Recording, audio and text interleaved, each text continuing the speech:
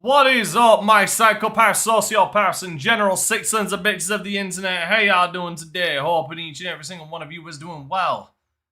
Daddy's back, y'all. Well, I would have been back last week. Hold on, let me get rid of this. I would have been back last week, but unfortunately, I had other commitments that needed to be addressed, so those took precedence. So, best way I can say is fucking deal.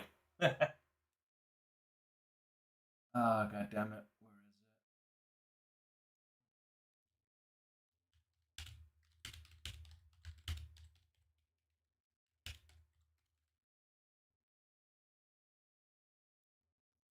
it? Let's get some love to the chat first. What up, Firearm? What up, Birds? Dregs? What up, Marta? Hey, Blazer. What up, Prophet? Prophet of Oven. Nice. What up, JW? Hello, Pudgy. What up, Mario? Yeah, I noticed you've been on a month hiatus. Your membership on my other channel ran out. What up, Roxas? Hey, Caboose. Hey, Darksy, how you doing? Hello, Snake. Hey, how's things? Well, at least today we're watching something that's at least going to be enjoyable. Like, it's not just going to be, Phil talking bullshit. It's going to be a documentary done about, well, a video essay done about Phil. And we're gonna see with our knowledge just how reputable it is. We'll be watching Turkey Tom's video, the Decade of Failure, which I'm so glad he didn't change the title, because realistically, Phil tried to turn around and say that how is it a failure? Well, honestly, getting never placing significantly in any tournament after Evo where he got 4th place because he was like literally one of the only few fuckers that actually went, because the rest of the best players boycotted it, and if they showed up, he wouldn't have placed anywhere. He wouldn't have made it through the prelims, and well, getting kicked off of Machinima, Curse, getting conned, going bankrupt, like, yeah, like, there's many of failures. Stroking your dick on stream, getting banned off of Twitch. Again, there are many of failures. All right, we got the man of all hate, the one and only DSP. DarkSydePhil is proof that you can make a living as a professional gamer, even if you're awful at gaming. But that's far from the only thing he's awful at. From constantly failing to deliver on promises made to his audience, to outright treating them like trash. So, I've had enough excuses. And lying. It just seems to me like people are fucking lazy and don't want to come out to the streams. All while begging them to pay his bills. With the taxes coming up in April and everything, there's going to probably be times where I'm going to have to appeal to you guys again to try to save my butt. If spitting on a plate you ate from was an Olympic sport, Phil would be a gold medalist, though he would probably sell the gold medal to finance his tax problems and feed his mobile game addiction. This is the 2-decade spanning story of the self-proclaimed king of hate, DarkSydePhil. Well, there's certainly something to be said about hate. Okay, give me 2 seconds. For some Born reason, on this April is 6, small. 1982, Philip Paul Burnell grew up on the outskirts of Bridgeport, Connecticut. Quite opposite to his life after becoming an online personality, very little of his early years have been documented. One of the very few stories that has stood the test of time is that of a young Phil going to a comic book store with his parents and asking them for a rare $25 Wolverine toy for his birthday, claiming that he never asked them for stuff, which, given the behavior pattern we later come to know as Phil's MO, it's very unlikely this is the case. I don't know what the hell's going on When they take too long to buy it, and the store runs out of stock for that particular toy, he berates them, and seeing how amped he still gets when retelling the story, it seems he still resents them for this. So my birthday came and passed, and guess what? My parents go, "We're very sorry, Philip, but we couldn't find the action figure." I said, "I told you to buy the figure. Why don't you listen to me? If we can take Because his you word are for it, a he graduated from bitch. Catholic school, St. Ambrose, in 2000 as the valedictorian of his class before going on to study business at Fairfield University. But before studying business, DSP was already getting busy in the competitive fighting game scene, with a particular interest in Capcom's Street Fighter series. In the 90s, he actually traveled across the United States to attend tournaments. Mind you, this is at a time when gaming was still seen as somewhat of a loser thing to be engaged in, so to be dedicated to it as much as he was pretty rare. However, this dedication didn't manifest in exclusively positive ways. Phil often lost his temper and was a generally toxic player, which turned many of the other attendees of the tournaments he participated in against him. Now, when I go to these tournaments, I say, hey, guess what? Such and such, I've known you for 10 years. Get the f off this station because I want to play the game. When Phil was born, he irradiated the fucking maternity ward. None of them want to step outside and get their ass beat. What's worse is I'm that sorry, wait, what? Fight, want to play the game. And usually, when you threaten them like that, they get the fuck up because none of them want to fight. Bitch, neither do Step you. outside and get their ass beat. What's worse is that for many years, despite his dedication to the point of toxicity, he consistently lost every single tournament he was in. Thank For you. a while, that was true. I was one of the biggest shit talkers in the Street Fighter community. And I would go to tournaments and I would lose. And that's embarrassing. As he tells the story, when he finally turned this around and started winning, it was to the general chagrin of everyone involved, which earned him the title of the King of Hate, because everyone hated him. The That's competitive fighting bullshit. game community by 2005 had largely made the transition from the use of arcade cabinets to console ports. EVO 2005, however, proved to be a bump in the middle of that transition. A PlayStation port of Super Street Fighter 2 Turbo was particularly divisive in the fighting game community, with various bugs and technical details that would mar its reputation. The port fell so far short of minimum expectations due to the differences in People this particular boycotted. port that, as a result, various high-level players would end up boycotting the event in protest to its use. There While you they go. went high, however, Phil went low. On his credit score, to be more specific, in perhaps the earliest manifestation of his ability to handle his finances in anything resembling a mature way, a 23-year-old Phil was living in a 3-bedroom apartment he knew he was going to move out of within half a year. In the meantime, he had no idea how he was going to pay his bills, let alone find and pay for another place to live in. With his only job prospect being an entry-level position at a Best Buy, Phil applied his business diploma to the best of his abilities. Instead of buckling up and being frugal, hoping to scrape by until his conditions improved, he decided to take cash advances on every single one of his credit cards, which ended up being about $3,000, so that he could travel to and attend EVO. This decision mangled him financially so bad that he spent the next 5 years only managing to pay off the interest. Was it worth Jesus! it? Well, he placed How? not third, not How? Like, how do you... Okay, listen. I'm gonna be straight. How do you take 3,000? Like, what is the fucking interest on that shit? Like, what... Interest, is it like high? What the fuck was the interest that he took 5 years to, and he only paid off the fucking interest? not second, not first, but fourth in the tournament. However, since the top 3 players were all Japanese, Phil rearranged this win to mean he was the best American player, exclusively because it has a nicer ring to it, since there's no real reason to separate players based on their nationality. This gets even sillier when you consider that he's acting like this tournament somehow represented the entire country, which instantly falls on its face when you take into account the fact that many American players didn't participate due to their issues with the Thank court. you! Other people in the community picked up on DSP, and they didn't take his comments about this event very kindly. You got That's the answer I was looking for. You got some idiot named DSP who's a total piece of shit, by the way. I like to get that on YouTube. But this guy thought he was hot because he beat me and Choi in a game that was like, it's like fucking Neo Geo conversion of Street Fighter or some crap, dude. This may seem like a minor issue, but it's less about the tournament Yep, itself and more about how Phil himself behaved afterwards. Also, yeah, it's to be said, he said one of the best overall gamers in the country.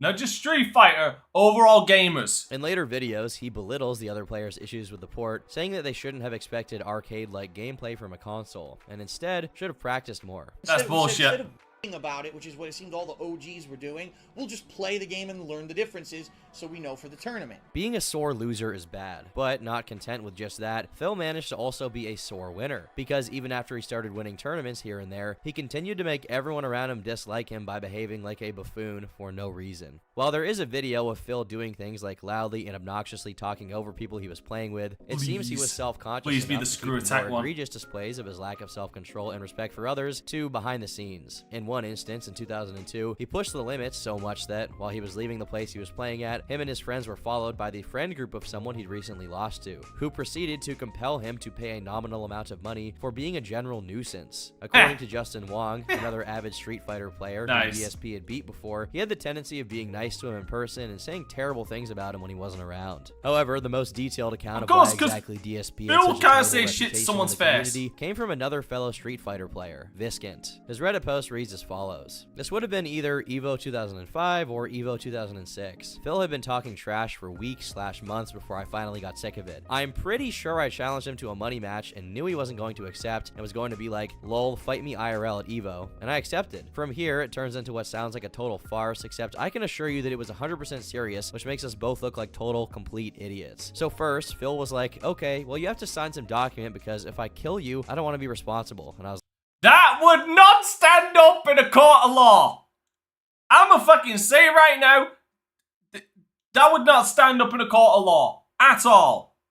like, whatever. Then there was an actual serious negotiation over who the ref was going to be, but I don't remember this part either. Then there was an honest-to-God negotiation over weight and that we were going to have to weigh in and everything. Again, I'm not making any of this up. As dumb as this sounds, this absolutely happened. Finally, it was agreed that he wouldn't have to go on a diet to fight me, and it was settled that we were going to fight. It was going to have MMA rules. It would have a referee, and we'd sign waivers. I was dumb in the mid-2000s. Anyway, so we agreed upon this early in the year, and from here on is where the story gets weird. So apparently Phil was under the impression that this wasn't going to happen and that this was just internet shit talk, but a few people from the West Coast went out to one of the East Coast tournaments and told him that I was taking this seriously and was going to fight him, and had probably been in more gym fights in the past 2 months than he'd been in his life. So one day, Phil instant messages me on AIM and tries to back out. He was like, hey, so how about this? How about we pretend like we're going to fight, and then when a whole crowd is around us, we both do DX cross chops to the crowd. It'll be such a goof. This really happened, and I'm just like, are you fucking kidding me? I honestly couldn't believe he was pulling this, and I was still mad about the whole thing and actually wanted to fight him. I told him I wasn't going to do any of that trolling, but if you want to drop it, then fine, I'll drop it. We can both be adults about this. And that's pretty much what happened. I'm not going to jump him from behind in the parking lot or get in his face and threaten him. From that point on, there never really was any problem between him and I. In fact, the next year when Evo West was in San Diego, I let him stay at my place that year. And when Mike Watson and Jaha were about to kill him in a parking garage, I stepped between them and we're about to kill him. Oh man, why did you get in the middle? Year. And when Mike Watson and Jaha were about to kill him in a parking garage, I stepped between them and defused that situation. He later would go on to have more serious problems with Watson and Jaha, but I made sure it wasn't going to happen when he was staying with me. I generally don't hold grudges, so even though I remember being really pissed off at the time, by the time the parking garage thing happened a year later, I was over it. The parking garage situation Viskin is referring to is the aforementioned shakedown. But enemies weren't the only thing Phil made in his time as a competitive Street Fighter player. He also made some friends, however unlikely that may seem, and they went on to collaborate with him in the future. One such acquaintance was Mr. John Rambo, who sought Phil out after his victory at EVO because he wanted to get better at Super Street Fighter Turbo. He'll come up again later, so keep that guy in your mind. Despite his infamy in localized gaming communities IRL, Phil found a way to circumvent this by tapping into the realm of online gaming. Even if word got around about his excesses at the competitions, it wouldn't be enough to prevent him from making a name for himself based exclusively on what he chose to put up online. He created a YouTube channel in 2007 where he uploaded random vlogs related to his interest in competitive gaming. But in 2008, he slowly transitioned the channel into a rudimentary proto Let's Play channel, though instead of having the screen captured directly while he played it, he recorded it with a separate device, meaning he pointed the camera at the TV basically. At the time, which was the style at the time. Like, here's the thing. Like, I do not begrudge Phil. I do not begrudge Phil doing this very early on. There are a couple of reasons why. Because, one, he didn't have shit for money, which I'm sure a lot of people around that time could understand. It's an easy entry. It's an easy entry into doing online content for YouTube.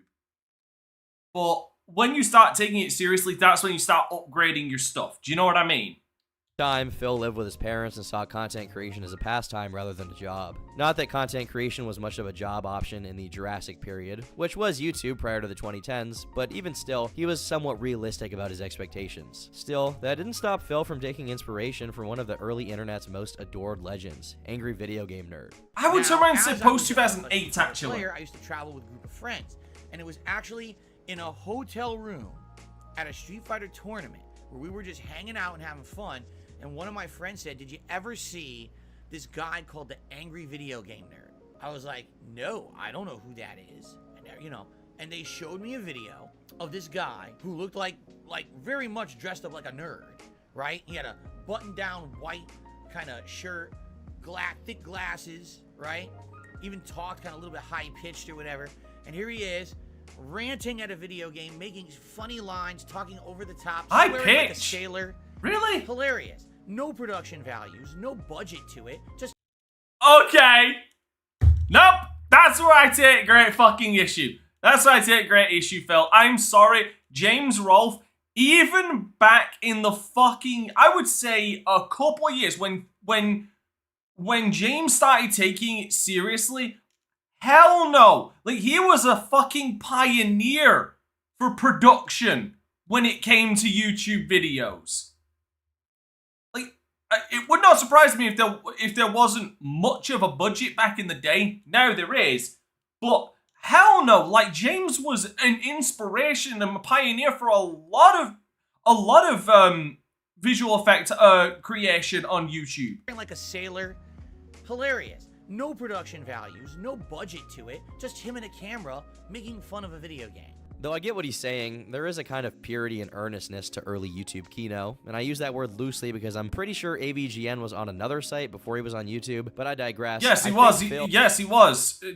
James was originally on his own website, cinemassacre.com, and then he transitioned over to, I can't remember what came first, if it was Screw Attack or YouTube, but one of them happened. And then when Screw Attack, again, my memory is fuzzy on this, I'll admit. I can't remember if his contract lapsed with Game Trailers or Screw Attack. It was one of the two. It was one of the two. It was either Game Trailers or Screw Attack. I think he was working with both of them. I know that for a fact. He was working with both of them for a period, because I used to watch AVGN on Screw Attack's website. I can't remember if it was because they lapsed, but I don't think he split with them when they shut down. Phil took the no production value part a little too seriously. He took pride in posting playthroughs in bulk, with several hours of video dedicated to each game with absolutely no editing involved. On this decrepit, old, and abandoned channel, there are over 7,000 videos, because back then, you couldn't upload very long videos, compelling Phil to split them up into dozens, if not hundreds of individual 10-minute clips. That's terrifying. Again, I should remind you, we're not talking about Bandicam or unregistered Hypercam here. We're talking about actual camera footage with built-in microphone audio capturing all of it, completely raw, untreated. God, who remembers unlicensed Hypercam? So oh God. God. Phil is proud that he spent 3 years of his life doing this for no money, and actively derided other content creators who only started doing gaming videos after they began being monetized on the platform. Mind you, this man is 28 years old and living with his parents, and somehow he thinks it's a merit that he makes no money out of playing video games. Also, right, you know what? I actually do take a little. I would like to point something out about this, actually. Sorry. Of individual 10-minute clips. Again, I should remind you, we're not talking about Bandicam or unregistered Hypercam here. We're talking about actual camera footage with built-in microphone audio capturing all of it, completely raw, untreated, unedited whatsoever. Right, unedited, yeah, that's an issue. But the thing is, you need to remember, like, to my remembrance about Bandicam and Hypercam is those were software to capture PC games. So, and Phil has never been a PC gamer. He has been predominantly console his entire fucking time. So, like, neither one of them was going to be an option for him. Like I said, I can understand, like, the first 2 years of Phil doing this, it being the camera thing.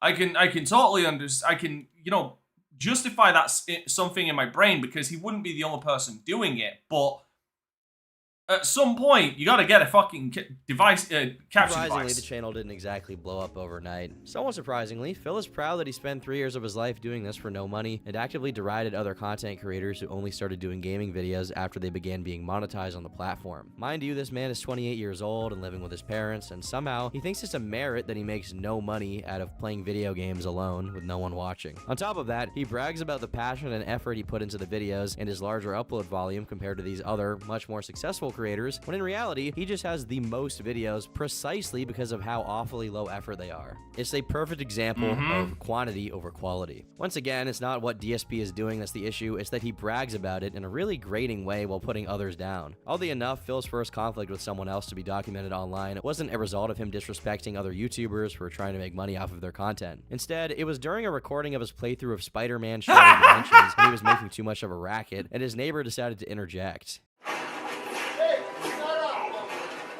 Being the good Samaritan he is, Phil took his neighbor's advice. As it turns out, however, his neighbor wasn't the only person getting annoyed at Phil. The running jokes surrounding DSP's online presence actually had a running start, as they were No, that's cursed. I don't want to see Phil attempt a full beard. No. No. That's cursed as a motherfucker. Getting annoyed at Phil. The running jokes surrounding DSP's online presence actually had a running start, as they were already going on before he had enough detractors, and people in general, seeing his content in order to pick up on it. Though if you are to go back and look at these older uploads, you can catch them in the wild. For example, Phil claimed he suffered from a chronic nasal drip, and because of this, he also chronically snorted loudly into the microphone. God damn you, Later on, Tom. in part due to his tendency to ask for money, this tick of Phil's got him compared to pigs many, many times. Another focal point for his haters was his loudness, which his neighbor can corroborate, but specifically his laugh, lovingly dubbed the seal laugh due to its ASMR tier exquisite sound design.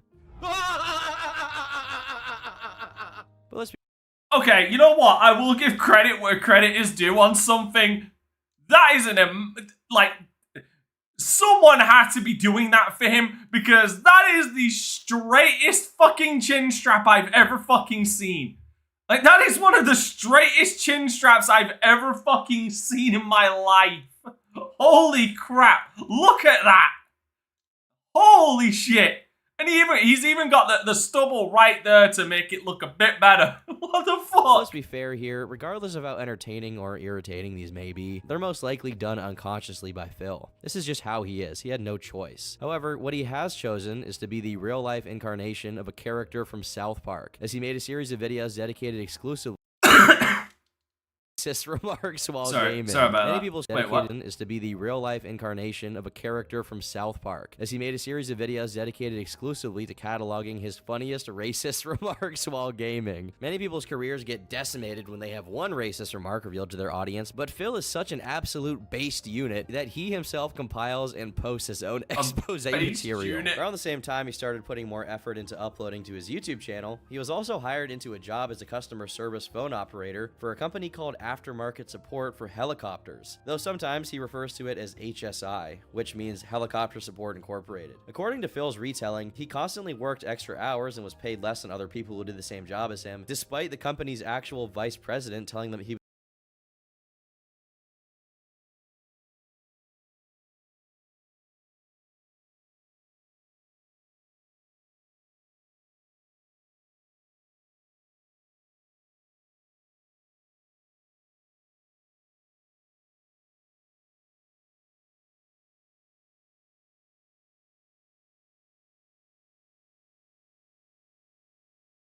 Sorry, my apologies about that. I was coughing and I forgot to unmute.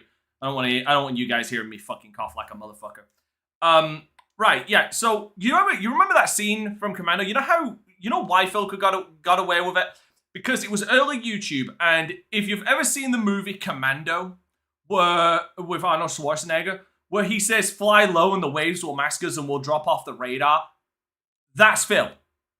That's Phil. He was under nobody. He was on nobody's fucking radar. Like, deep space fucking radar couldn't even pick him up at that point. he was better than his customer service position, and that he was to undergo extensive training for a promotion into what sounds like a general managerial role. He supposedly did all of this training while remaining a customer service employee, which he described as equivalent to working 2 jobs simultaneously. After 2 years of this, he was temporarily taken out of his customer service position and placed into that managerial position. And if his word is to be trusted, he revamped the entire company and started saving them a lot of money. And his work was so excellent that they gave him an award. The only problem was his work was so excellent, in fact, they no longer had any use for him, and within 2 months of giving him this award, they laid him off. Does this sound fishy to you at all? Because it sounds like the Pacific Ocean to me. Yeah, to many other people I'm smelling the fish market. Side of the story, it's not that difficult to glean a very different one from simply looking into it. For starters, his last job was at Best Buy, and the story with it is also very interesting. Phil claims that he was the leader of a business team and was paid better than everyone else, and that the leadership at Best Buy hated him because he made too much money. Again, this story is basically that he was so good at his job, there was no reason for the business team, which he was the leader of, to exist, and because they couldn't just fire him, they framed him for violating Best Buy's discount policy. That, or he did indeed get fired for violating Best Buy's discount policy, but I'll let you decide which is more likely. If only they reduced his pay instead of framing him, they would have found out that Phil was willing to be underpaid and work multiple jobs at the same time. Anyway, this is just a segue to the question, how did he get a job at a helicopter support company? The answer is deceptively simple. His dad. As a former logistics coordinator for HSI put it, there was a significant culture of being rewarded in accordance to who you know rather than what your work affects. Presumably, Phil heard these kinds of complaints from his more blue-collar workers and decided to pretend he was one of them, but the truth was precisely the opposite. His father, David, worked at the company as a customer support manager from 2005 to 2007, later being promoted to logistics manager and finally continuous improvement leader, which is noteworthy since this is the exact phrase Phil uses when describing his job and training at the company. It instantly becomes clear that David, having achieved a reputable position in the company, had his son hired as the position he used to occupy. The highest likelihood is that Phil simply transplanted his dad's achievements onto himself. Unlike Phil, his dad is an extremely experienced and highly skilled person, a former Marine with GPAs north of 3.7, along with a bachelor's, 2 masters, and 1 PhD, all related to quality management. His stint managing HSI was just an extension of his already decades-long business relationship with its parent company, Sikorsky Aircraft, having begun as a mere shop technician and being promoted all the way up to an elite position before becoming his own boss and opening a company of his own. The job he passed down to his son wasn't an entry position, it was something he worked up to for 3 decades. So it's no wonder Phil couldn't fill his shoes even a little bit. All of this becomes particularly egregious when later on in his career, His dad's a fucking Sigma male. That's what his father is. So how the fuck did this father produce this? 6 million sperm and this is the one that fucking made it. 6 million sperm and this is the one that fucking made it. I guess we all have off days.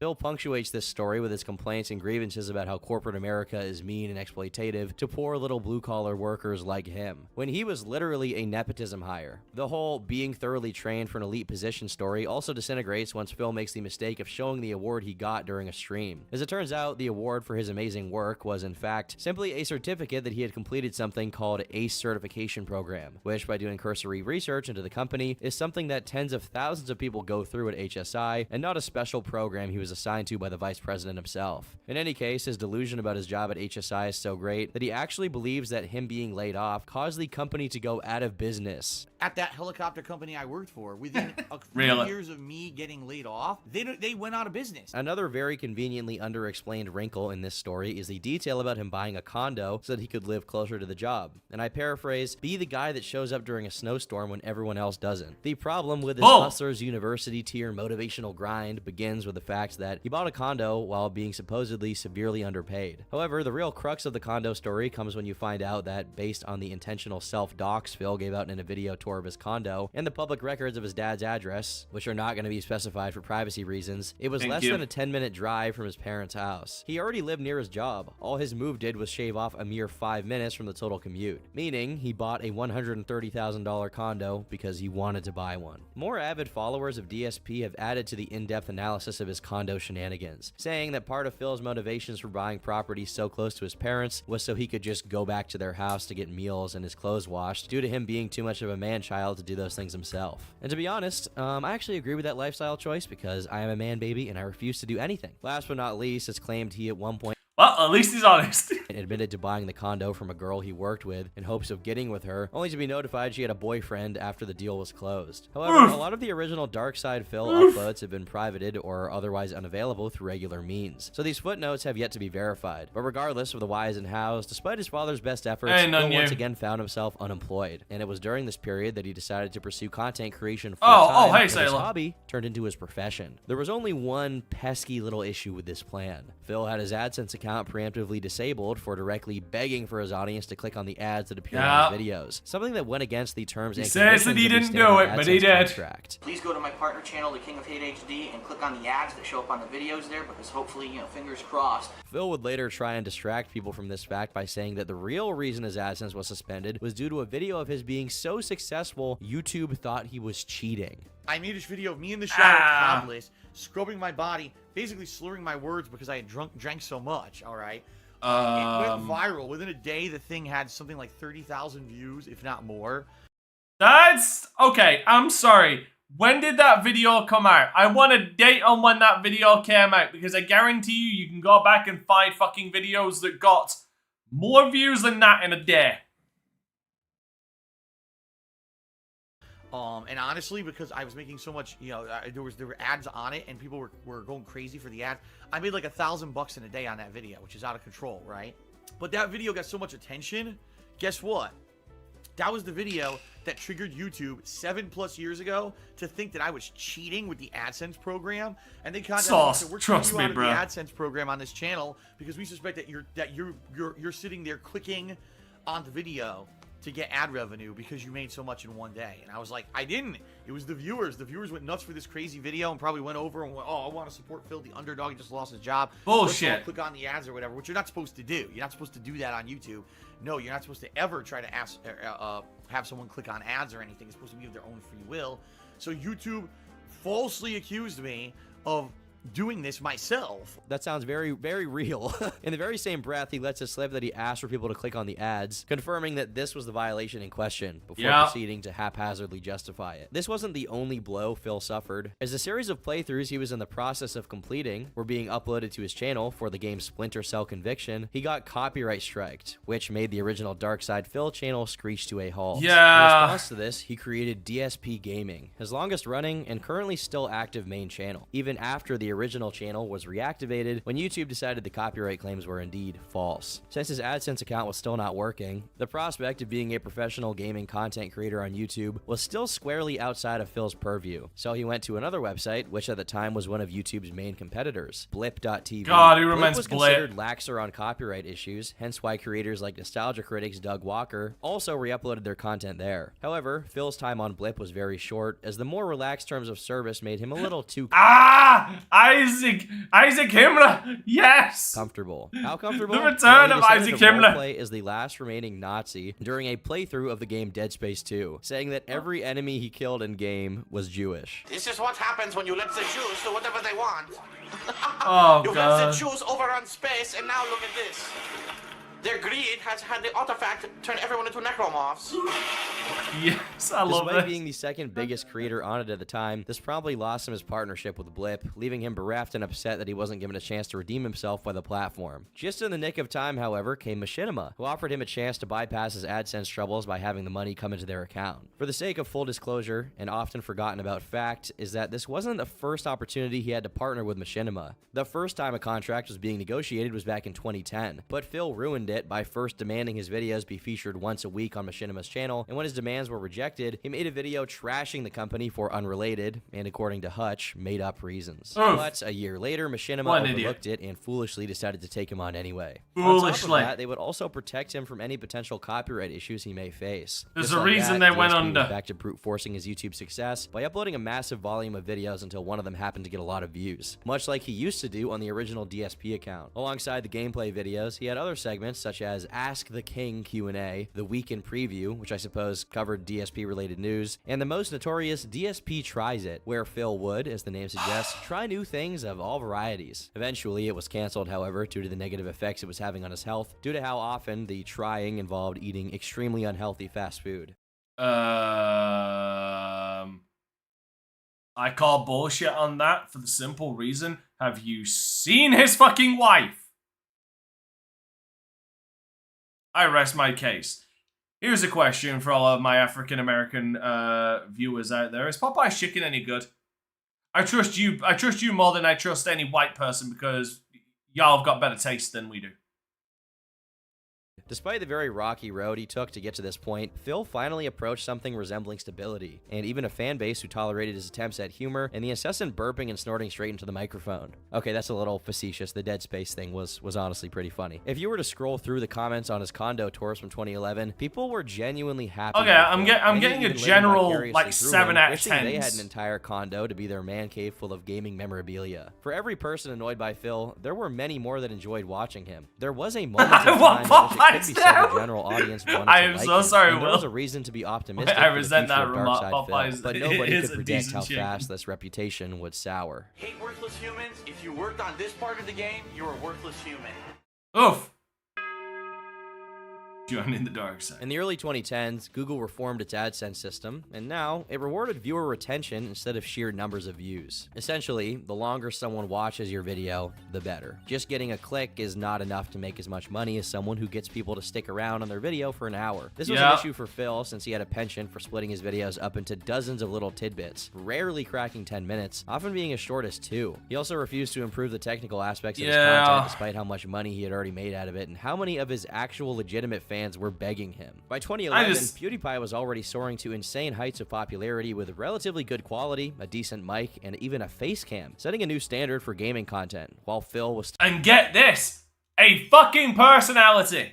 Still languishing with his busted camera filming. Who's his better, screen, Liam with Neeson or little Steven to no Seagal? editing Human to being speak of. wise, Liam The problem Neeson. became more and more apparent as time Film went wise, on, Liam and Neeson. Phil's viewers let him know that if he wasn't interested in acting evolving wise, his format, Liam Neeson. they would move on to newer and better channels than his. To which he either responded with derision, like abandoned meme-wise, channel Steven comments, or Seagal. both. In short, DSP made it clear he didn't want to treat YouTube like it was his job and his only source of income.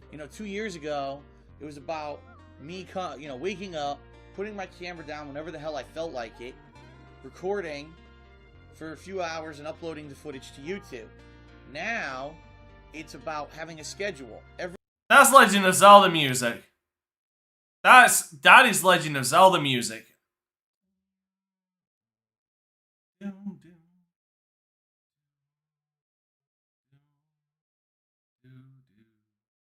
Every day, getting Where up, is it from? whether I feel good or not, plopping down on the couch, setting up, live streaming on a schedule so you guys can watch live, then trying to figure out how to schedule out uploads. It actually, I'd say this, it's actually more work at this point. That is Lon Ranch, yeah. what Which doing, one? Like, because it is I'm more just like wondering having a which regular one. job.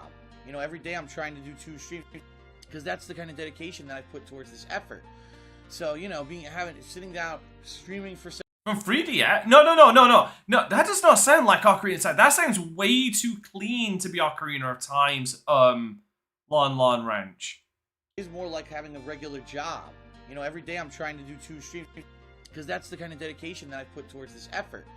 So, sitting down, streaming for several hours, unless it's uploading 3D. videos, streaming a second stream, babysitting the videos, setting them up for uploads, putting them into playlists, tweeting, keeping you guys in the know. Oh, that's driving It's me a lot insane. of work versus what I used to do. Very rarely do you get this clear of an admission of laziness. He often bragged about how much money he made off of his channel, but clearly it wasn't enough for him to hire an editor, get a capture card, or basically anything that would improve the experience for the viewer. The viewer being the reason he gets any money in the first place. You see And how if much that weren't editors enough, cost? Even in hindsight, he sees nothing wrong with his attitude and actually blamed the negative responses he fuck. was getting on people being envious of how much money he was making. I should Due know. to his plummeting popularity and concomitantly his depleting AdSense revenue, Machinima sought to reevaluate his contract, renegotiating various areas of their partnership. We'll have to see, Particularly, the Punchy. amount Phil was paid for pumping out his content slop was under heavy scrutiny, since Machinima was receiving a lot less from advertisers. It seems that this renegotiation talk finally lit an ember under Phil's ass and got him to at least try and do different things than his usual stick. One of these things was a series called Project 7, which was purportedly made based on suggestions from Machinima and his fanbase. I know this era of YouTube, and particularly content adjacent to AVGN and Nostalgia Critic, which this definitely was, is typically cringy and corny, and that's part of the appeal, but I think this was cutting it a little bit close.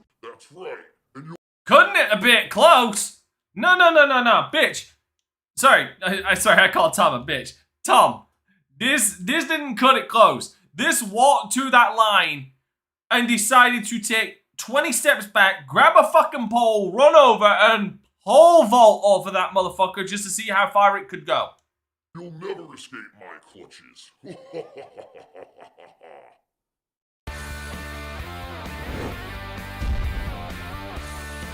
Like, there's no sense of irony.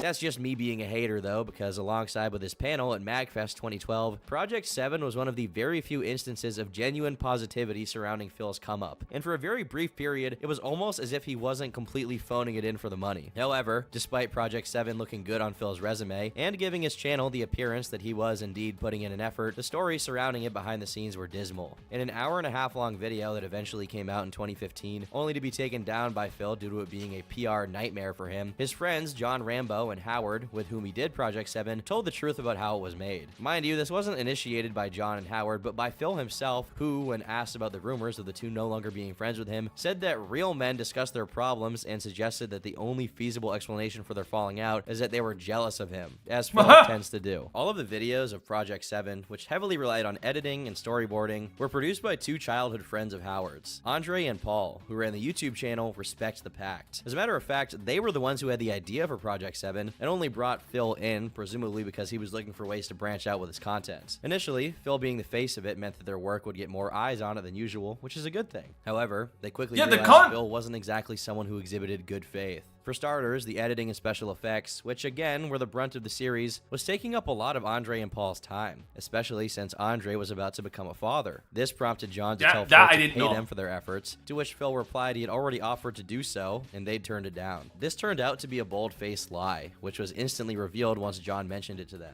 Apparently, Phil had every intention of keeping every proceed from Project 7 to himself, and wanted to share it with absolutely no one. And before you think this is because of machinima renegotiations or what have you, during the production and publishing of the show, Howard noticed that Phil bought a plethora of expensive man-baby gamer toys, which he's known for decking his house out with. And if that isn't enough to invoke a sense of injustice, a BMW. Notwithstanding, everyone involved in the series contributed out of their own pocket to produce and sell merchandise for it, but only Phil ever saw any of the resulting revenue. The pettiness on Phil's part was so extensive that he didn't even tolerate positive comments about the other participants in Project 7. Yeah, and I turned around and said I think John was the best part about it. Considered funnier and better performed than his, Phil rushed to claim that everything, including their lines, was his idea, when they were not. They confronted him about it, and he apologized, but according to John in particular, Phil's apologies meant very little. Over the course of their friendship, Phil tended to either make a slight or tell a lie about John, apologize when confronted, only to do it again a while after. Ultimately, this is why their friendship broke down. They simply lost all faith that Phil could listen and care about what actions of his made his pretty much only friends uncomfortable or upset, and gave up on interacting. They realized he was a piece of shit. Eventually, in 2022, Phil claimed that the reason no payment was made to them for their work on the project was due to the fact that, indeed, the project was losing money. Even if this was the case, and who knows, there's a fair chance it was, he could have just communicated that to them. The fact that he didn't talk about the project failing until 10 years later is at least a little bit suspicious, I guess. Just a little. While the seeds were being sown for the disintegration of Phil's relationship with his friends, he was beginning a new relationship with someone else. Leanna, also known as Panda Lee Games, or just Panda Lee. Immediately, people took issue. The immediate fucking what the fuck am I doing with my life face. What a still to have. With the fact that Phil was 30 years old while Leanna was born in 1993, meaning in 2012 she would have been 19. Oh my Jesus Christ.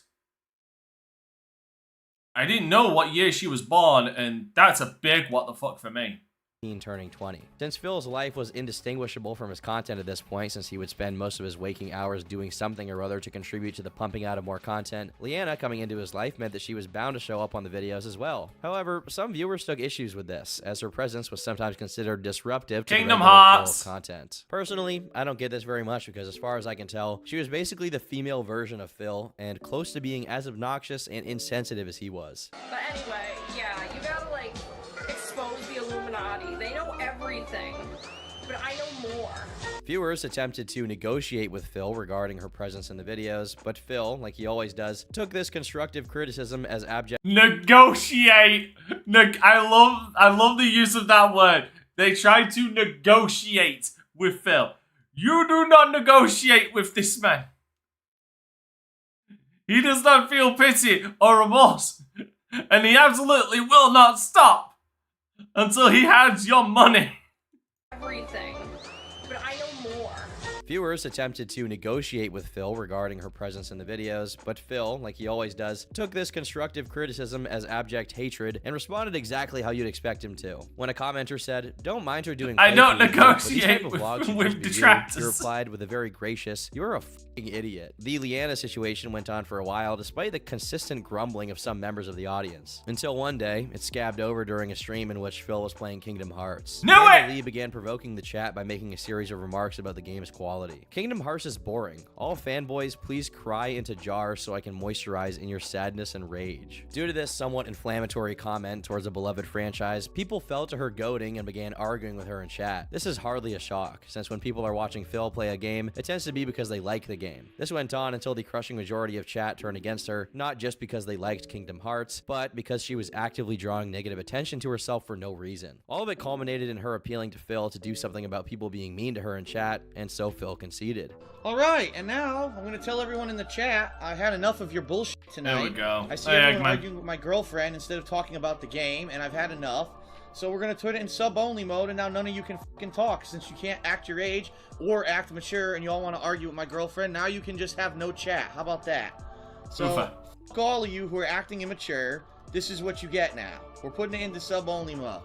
Fucking idiots. If people had found her to be a slight, even if infrequent, annoyance before, now she had been seen It's as got a bully nuclear. and a coward who was prone to instigating conflicts with her boyfriend's audience, only to run back under his umbrella of safety when people treated her how she treated others. She also took on Phil's tendencies regarding participating in flame wars in the comment sections, saying things like, "I get paid for trolls to watch and whine, so I don't see the harm in letting me get paid for them to cry more. Yeah, you clearly aren't getting any, but Phil is and has for over a year now. And let's be honest, do you think Phil and I care about what you or anyone else Doubt. thinks? Because we don't. If you were in front of me face to face, you'd get a nice helping of my fist punching you right in the balls." Perhaps the most And then at that point, I would immediately turn around and say, "Right, so I do hope you believe in equal rights because then you would receive an equal right and then an equal left."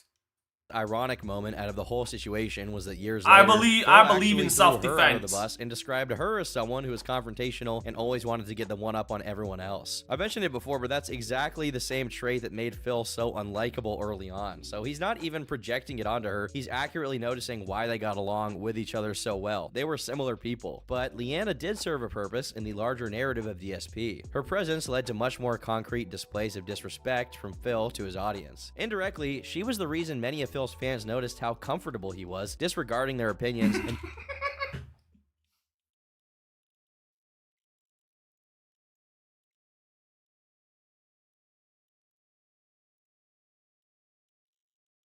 Damn it. Oh shit, give me a second. Ladies and gentlemen, can we just take a moment to appreciate Roxys's comment? My fists are E for everyone. That was Michelin star on that one right there, mate. and just doing whatever he wanted at their behest. Besides the beginning of Leanna's presence in his life and content, 2012 was also marked by even more examples of Phil being terrible at gaming, despite it being the core of his Oh job. my The fucking most god. glaring Again, instance- okay. Again, I am putting a bounty out. I would genuinely put a bounty out for somebody to do a remix or a redux, like a new version of Black Mesa. This is how you don't play Black Mesa, for the simple reason I cannot fucking watch that anymore. I cannot watch that. You cannot watch that on my channel anymore because it's dead. Like, it got taken down permanently.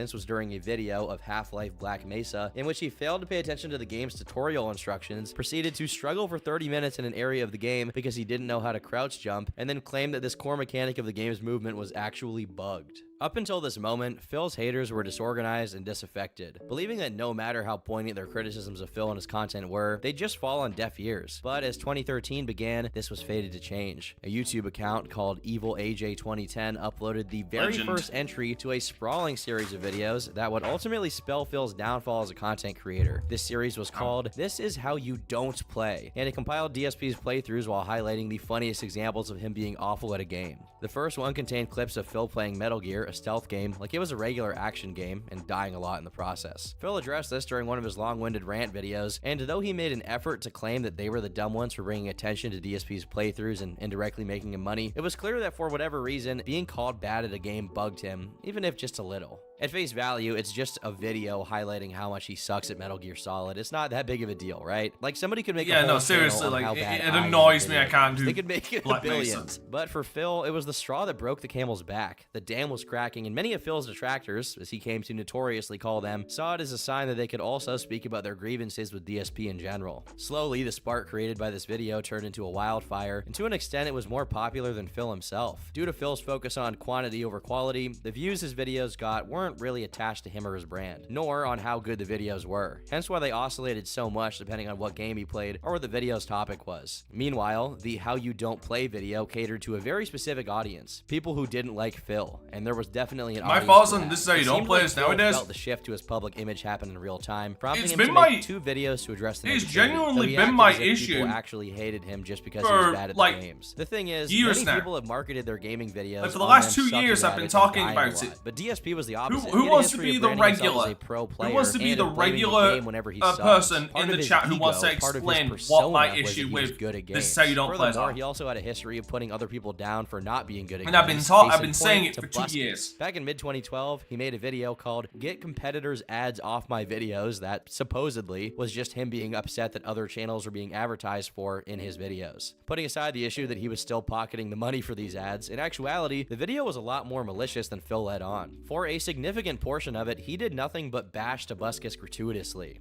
That being said, please understand, disclaimer, this video Yep. is not intended Everybody's saying to the be a direct biggest attack major on complaint anyone. I have few moments is the later. fucking Your length. videos suck, you're not funny, and you're not good at gaming. Watch your own videos. You're horrible. When it comes to gaming, Like- he's not funny. He's not funny. Bitch, neither are you.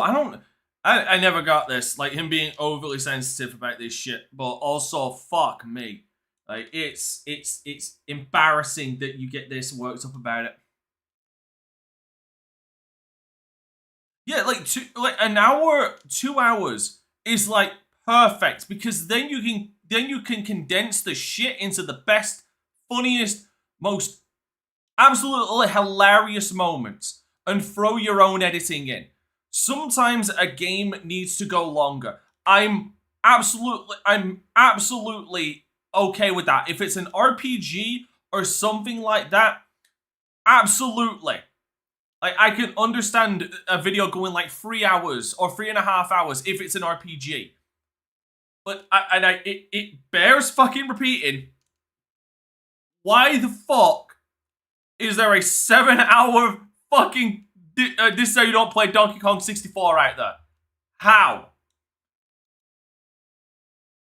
For starters, this was a straight up stupid move. Since One of the other things as well is I've been saying for years now that This Is How You Don't Play was angering the parts of his should audience that he shared with diversify Toby. away But Phil also from specifically and Phil. seriously attacked him for not being Like, funny it's and one of sucking those at games, things to both of branch which out. are DSP's whole brand, whether he knew it or not. Additionally, he suggested that Tobuscus, along with other gaming channels he chose not to name here, have found different ways to abuse the YouTube system to get big. This is coming from the man who purposely split his how? playthroughs into hundreds of different parts so that his total view count would go up, and asked for people to click on his ads so that he made more money from a video. Anyone with a cursory No, because knowledge of then DSP it's still a case recognized he of, was like, throwing giant rocks from a extremely thin it still glass comes down house. to just Last being but not least, large. he says other gaming YouTubers don't put as much effort into their gameplays as he does, despite the fact that as of May 2012, he was still refusing to buy a capture card to properly record his playthroughs instead of pointing a camera at his screen. In his mind, his decision to not pay anyone to edit and and improve his SEO by making decent thumbnails for him is justified due to how stellar his commentary is. So much so that he describes it as non-stop improv comedy. I don't know, I'm Panzer. not going to sit here and act like Yeah, popular but early 2010s. way too gaming much content filler all is comedy gold, one of but them. Phil's brand of comedy definitely managed to be even more obnoxious. All in all, it was very clear that Phil was simply seething because there was someone being more professional than he was and making more money than he did because of it. Okay? And then they hired Toby Turner to be the guy backstage. He's acting like an asshole. He acts like he's a goofball. He's self-deprecating. Complete, utter flop. This entire commotion was particularly rich due to how many times Phil accused other people of disliking him out of jealousy, including the creator of the How You Don't Play series. The wave of hate towards DSP coalesced into a decentralized group called Kojima World Order, whose intro can be seen in many of the detractors' videos at the time. Unfortunately, there was also a downside to Phil being faced with all of these criticisms. It gave him the opportunity to play the victim. Despite his decline in viewership having begun all the way back when YouTube's ad revenue system switched to retention, he swiftly shifted the blame to 10 hours?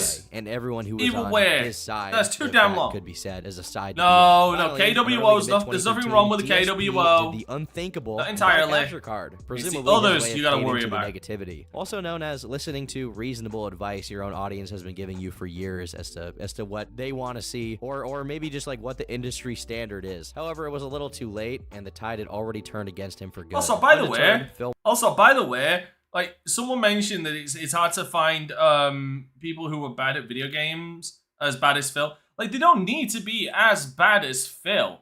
I mean, fuck's sake, I made that joke about myself when I had Dragon do a fucking This Is How You Don't Play a Metal Gear Solid 4, one of my earliest playthroughs, like literally actually my first. And I asked him to do it as a fucking laugh. Also, by the way, from everything I've heard, isn't Soma really fucking bad at games? I'm not too sure. Went on to cause even greater controversy within his audience when he started the Hardcore Gaming Season giveaway of 2013, when rather than giving away actual games, he instead gave away empty boxes. This is Deus Ex Human Oh Revolution. god, yeah, the empty Edition. boxes. Comes with this very nifty collector's box on the inside. Comes with a few things. First of all, collector's edition packaging. As you open that up, you're going to see the game's gone because I traded it in years ago. This got him lambasted and unsubscribed from, even by many of his diehard fans. Besides his fans,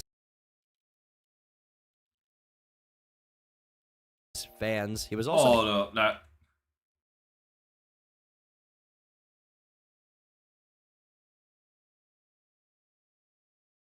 and unsubscribed. That is the closest Phil has ever come to look like an actual human being. And not a sentient fucking potato. From, even by many of his diehard fans. Besides his fans, he was also being ridiculed by his peers. Other YouTubers and gaming-adjacent celebrities anywhere from 2013 to mid-2014 were finding out who DSP was from the clips of him floating around online. PewDiePie and Minecraft's creator Nosh were roped into the DSP phenomenon. Even fellow Blip.tv adjacent lolcow Spoonie was roped in. Perhaps the most notable instance of another YouTuber chiming in Rest in peace. with their 2 cents about DSP's situation was Total Biscuit, but not because it was the most aggressive takedown. As a matter of fact, it was quite the opposite. It was one of the most scathing pieces of criticism DSP ever received, precisely because of how generous and understanding it was as far as trying to see it from Phil's point of view. After being mentioned a few times by DSP, Total Biscuit made a comment saying, "If DSP is name dropping me a lot, I don't know why. It's really weird that he's doing that. He's not my friend or colleague. I've barely spoken to him. I dislike DSP's content and his attitude. I've done some terrible things on the internet that I regret, but nothing close to the stuff he does on a very regular basis. He is a really, really bad Let's Player, constantly blaming the game for his own mistakes, and I find that really distasteful. If you make your living playing someone else's work, then the least you can do is respect the work that went into it in the first place. I don't like to see someone harassed online daily. I've experienced it myself, and it's put me in some really dark places. But to say DSP brings it on himself is a massive understatement. His persona is the king of hate. He does it on purpose, and there's a lot of baggage that comes with And being that's why super he is negative. persona That's non like his grata only defining a lot of characteristic. places. He's not good at the games he plays. He's a controversy machine, and that feeds his channel. Nothing I've seen him do has caused anything positive to happen. Here's the thing. Insulting your fans is often blown out of proportion. DSP is terrible for this, and most of what he says to his viewers is inexcusable, but let's not pretend that viewers are immune to criticism themselves. They often act like assholes, they're entitled, whiny, and provide a lot of subjective criticism with no constructive use. It can drain you emotionally and mentally to be subject to that kind of stuff all the time, and I really feel like part of that is why DSP acts the way he does now. Sometimes viewers do shitty things, and and should be called out, but let's be frank, DSP has a long history of calling viewers out for no reason. Rather than try to move away from that, he has embraced it. I'd like to see DSP get some help. Therapy. The DSP thing in is, his current though, form doesn't help. The thing is, though, with Total Biscuit, I can understand him trying to look at it from Phil's side. The problem is this is a continuous march of behavior of Phil. Help anyone, least of all himself, and incidents like the I'm giving away boxes thing make me believe he has some problems that he needs to deal with and get past, because regular people would not consider that a normal, sensible thing to do. I kind of pity him, but there's no smoke without fire, and DSP is a metaphorical arsonist obsessed with burning his house down. Kojima World Order is still hilarious. Phil, upon reading that comment, didn't take kindly to it. The entire comment is incredibly flawed. It's obvious he doesn't watch my content at all, and has only formed an idea of who I am and what I produce from the KWO montages, because watching any playthrough for more than 5 minutes outside of Metal Gear Solid 2 and 3, you'd know that my content isn't constantly bashing games, game devs, and blaming the game exclusively. Yes, complaining about the games are part of what I do, but not nearly 100% of the content I put out. The fact he thinks that the king of hate means that I've embraced being negative about everything, and that's my hook, just proves he has no idea whatsoever what he's talking about. Total Biscuit thinks that his videos are some kind of godsend because he's informing people about new games that you might not have heard of, and frequently he rips the sucky ones a new asshole. He thinks his content is better than mine because people don't buy bad games when they see his stuff. Only because his content was better than yours. When you are long gone and throwing food in the dirt, Total Biscuit will still be remembered as an absolute fucking legend, a pioneer in the critique community, a decent ass human being, and also a voice of the Starcast. Like, because a lot of the StarCraft community know him as a voice there. Like, he will forever be that way. I've gotten thousands of messages over the years saying the exact same thing about my playthroughs and that man fucking inspired me to start doing this shit and I as play well. through an entire game from start to finish doesn't make him better than me. And honestly, one edited video versus playing through an entire game, which is really harder to do. Seeking therapy. This is a man who kept doing his shit while dying of terminal bowel cancer. Phil gets a runny nose and he is not making content for days.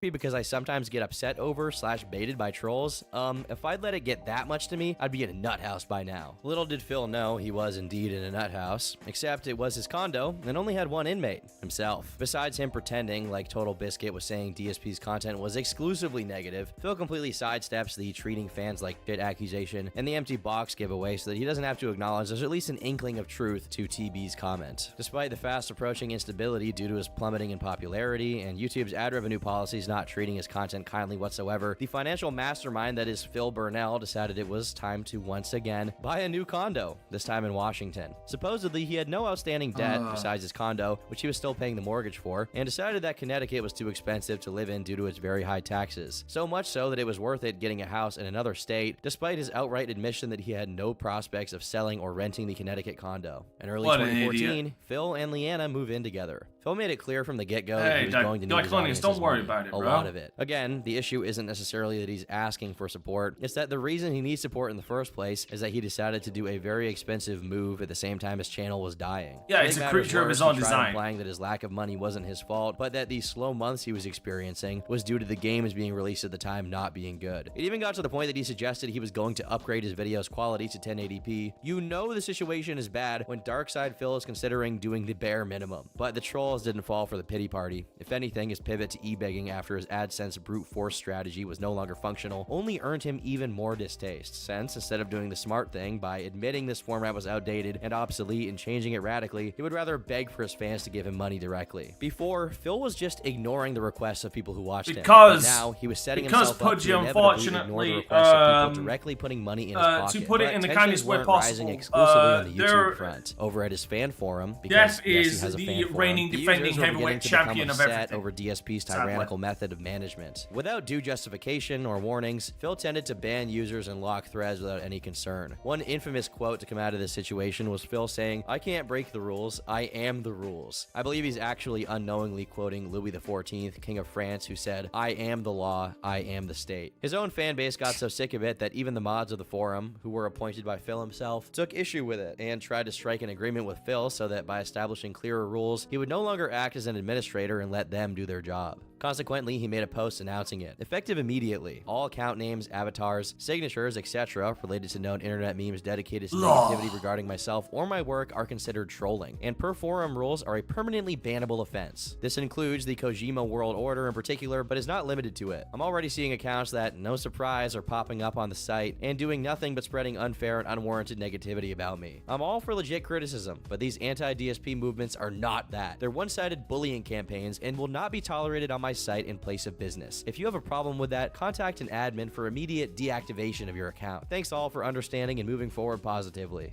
Despite this agreement, Phil proceeded to not uphold his end of the bargain by permabanning a user for what he deemed was unwarranted and unproven slander. The mods of the forum, along with many of the Twitch mods, resigned en masse, saying, "For those who read the settled agreement, this was not allowed. It was in direct violation of our agreement. We tried our best to stay, and unfortunately, we failed in that regard. All the best, the departing staff." Noticing that even his own mods had left him, or in his eyes, betrayed him, all that Julius Caesar, Phil decided to respond on the forums. Mods did not uphold their end of the bargain first, which is why we've come to this. I refuse to pay thousands of dollars for a website where I get personally attacked with slander on a daily basis by the same people. Getting slaps on the wrist, such as warning points, haven't done anything to change the fact that the forums are a shooting gallery for my head. In the future, I'll either be seeking new forum staff who actually have the time and willingness to properly moderate, or I'll be downgrading the forum altogether.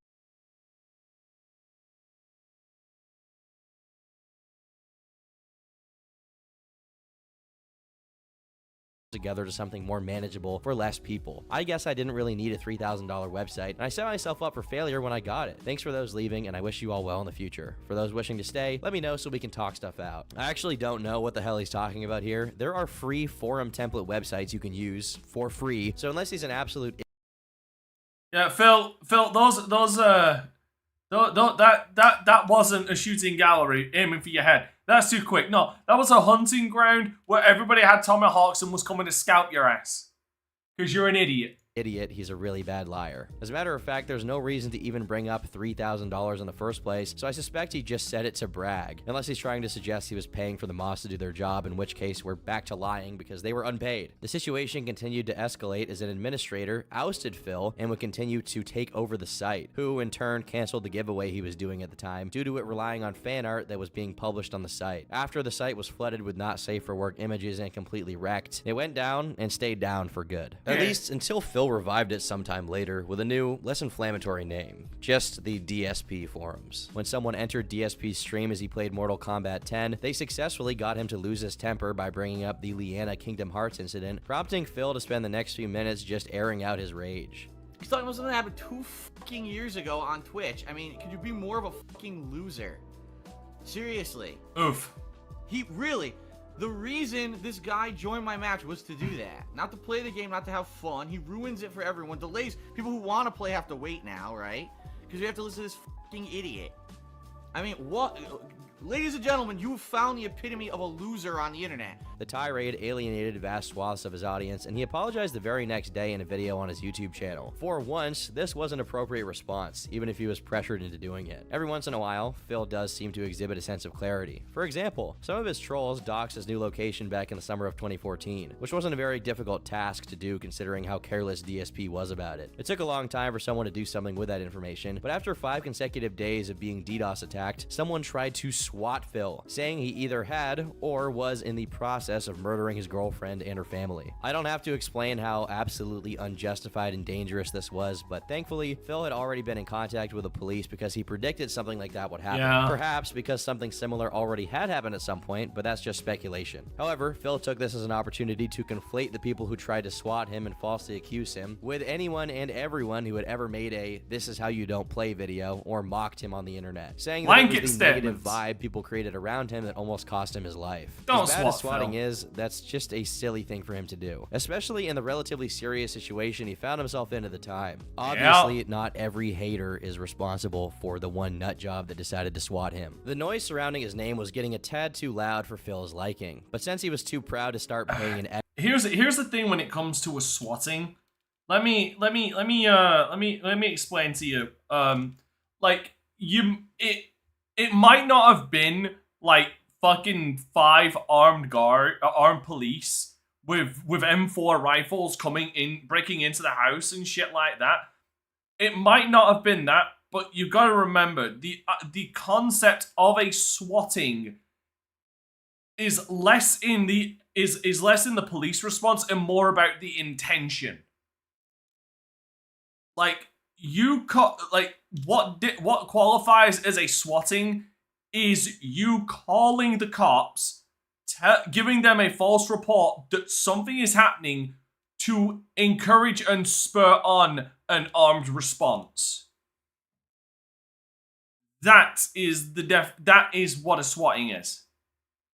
Editor and putting out decent content to quell the mutiny that the Kojima World Order had created. His strategy to deal with his detractors was to abuse the copyright privileges he had, in part due to being a member of Machinima, to strike the channel of whoever was bad-mouthing him. Once again, Total Biscuit, this time along with Slow Beef, popped up on Twitter to address what Phil was up to with the abusive copyright claims. Ironically, DSP was soon going to suffer the same fate he put many people through at this time, when DSP Gaming began facing various copyright Regular cops coming to check up on you isn't swatting. No, Cypher, you're not getting what I'm saying. You're not getting what I'm saying. Like, yes, regular cops showed up. It wasn't a SWAT team filled with M4s. In fact, some of the swattings that you've seen have not been actual SWAT teams. They have been regular cops that have gotten the M4s out of their goddamn trunks. Like that's something you should know. Like that's what a lot of swattings have been. It's not been an actual SWAT team, right?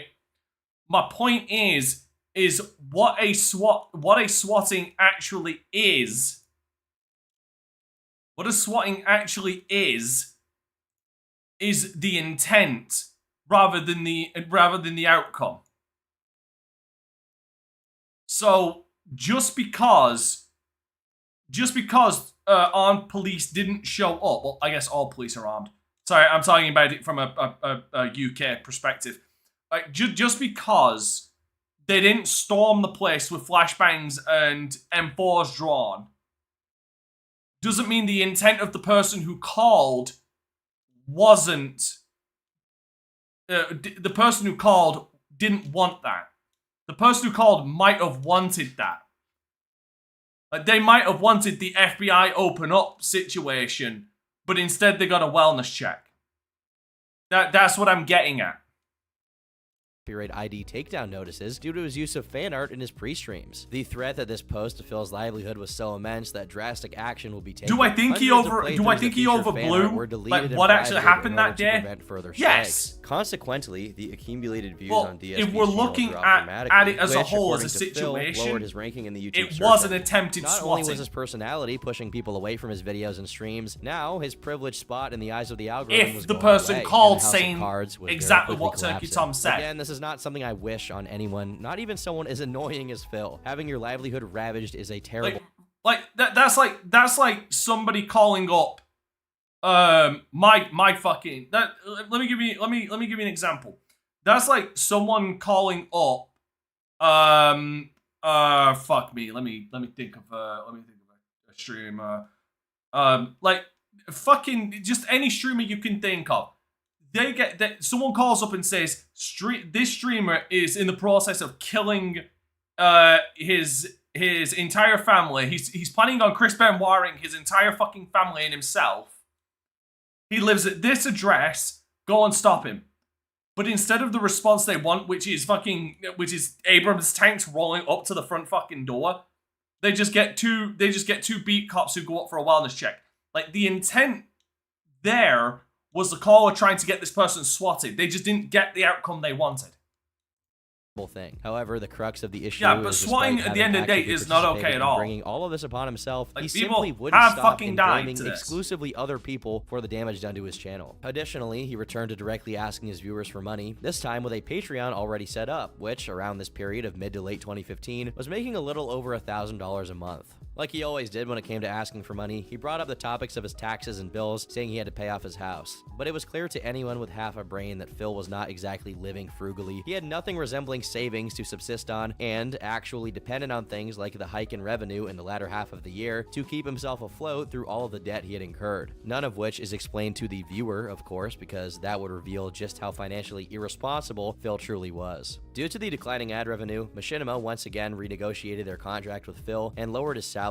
Instead of looking inward to where he could improve on his content, he decided to strike out at people who watch his videos with an ad blocker, calling them thieves, among other things. Though he'd previously pledged to never again ask for money online, saying he would rather get a different job than be an e-beggar, he presumably reconsidered this when he realized how good he actually had it in comparison to a real job, and he didn't want to lose his YouTube gig. He'd actually ridiculed the mere concept of asking people for money, saying he would feel morally bad to be in such a situation. Everything is a tax write-off. I don't need money, you know, I don't want that. That's ridiculous. This did not age well. Sending me money and stuff, and I'm still not asking for that, and I would actually morally feel bad if that were the case, if I were to have to do stuff like that, and I never... Oh yeah, this motherfucker was somehow making over $1,000. There's nothing wrong with opening up a Patreon per se, but when you try to guilt trip people... I'm not even making 100, but I don't complain about it. There's definitely a problem at hand. This wasn't the only instance of Phil eating his own words either. And I don't beg for money like this motherfucker. Minecraft videos, going as far as to say it was only widely he feels the need to. It was free. Which is sad. The reason people playing Minecraft is because it is free.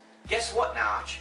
You're a f***ing idiot. Once Patreon time rolled around, he changed his tune to simply having missed the game and set it as one of the tiers. However, much like any of the other obligations Phil made to his patrons during this time, he would fail to fulfill the extent of what was promised, with him only playing one of 4 prospective Minecraft sessions. I need to play Minecraft again. I need to download it. When Shit. users voted Persona 3 to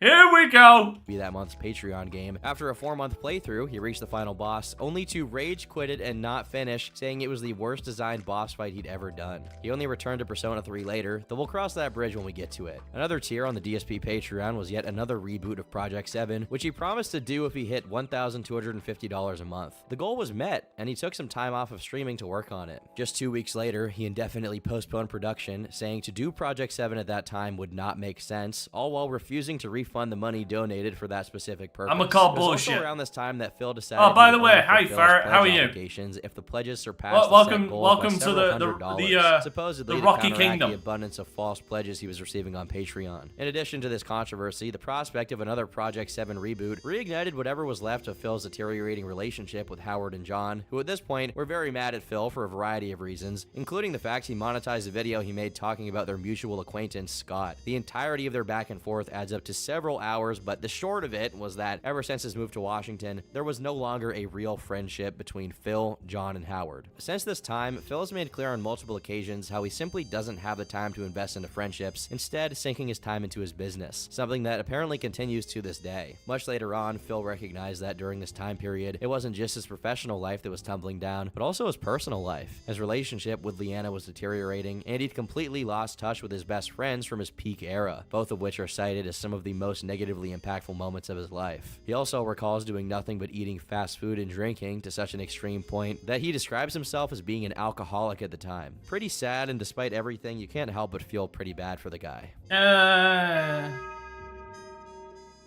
DSP began 2016 with a 3-pronged plan. On his main account, DSP Gaming, he'd continue posting playthroughs like he always did, while his vlogs went to the King of Hate Vlog DSP, and his edited videos and montages were uploaded to a third account called KO Gaming. After a rough 2015 that introduced Phil to the consequences of behaving the way he did, he was angling to outwork his lack of manners and the audience of trolls he had attracted. It was supposed to be his year. Phil would finally become Himothy, until one foolish mistake sapped his momentum right at the very beginning. One of the ways he found to make up for his past shortcomings as a content creator was to return to Persona 3 to beat it, as he was supposed to do a long time before. However, just as his live stream for it was about to begin and the screen was set on a message informing people that it would start shortly, he mistakenly left his webcam on and visible to the viewers. Oh god. In doing so, he exposed his audience to what appears to be his pre-stream preparation ritual, if we can call it that. I'm pretty sure I can't really show it on screen, even though it's not explicit per se, since you can't see any of it happening, but it's fairly obvious based on the fast-paced jerking motions and his facial expressions that DSP is cranking one out immediately prior to beginning a stream. As soon as he's very visibly done, the live stream starts and he says, Oh, the camera's on. The camera's been on the whole time, huh? almost as if he was knowingly nodding No, to those who Phil, had the no! displeasure of witnessing the No! whole thing. As far as live streams go, this comes close to the mother of all of them. It was covered by Keemstar of Drama Alert, and potentially, it's the single most well-known moment of DSP's career to this day, however ironic and depressing that may seem. Phil's first response to the situation was to simply ban anyone in stream chat that questioned him on what exactly saying he was up stroking his to during leg. that pre-stream. Due to the stream only having 20 to 30 people on it at a time, and since a lot of people watch live streams in the background while doing something else, like gaming, he probably thought this moment would simply sink into obscurity and be quickly forgotten about by those who had witnessed it. I wonder, in the hundreds, maybe even thousands of hours of DSP live streaming and unedited videos leading up to this, if that or something equivalent has happened before, and it just got lost, like tears in the rain. His next move was to berate those who suggested he was such a degenerate as to masturbate in front of his YouTube viewers publicly before proceeding to claim he was simply scratching his leg. I don't know There it one is, single the human best on Earth that excuse. enjoys scratching their leg that much. And honestly, I feel like if he had just acknowledged what happened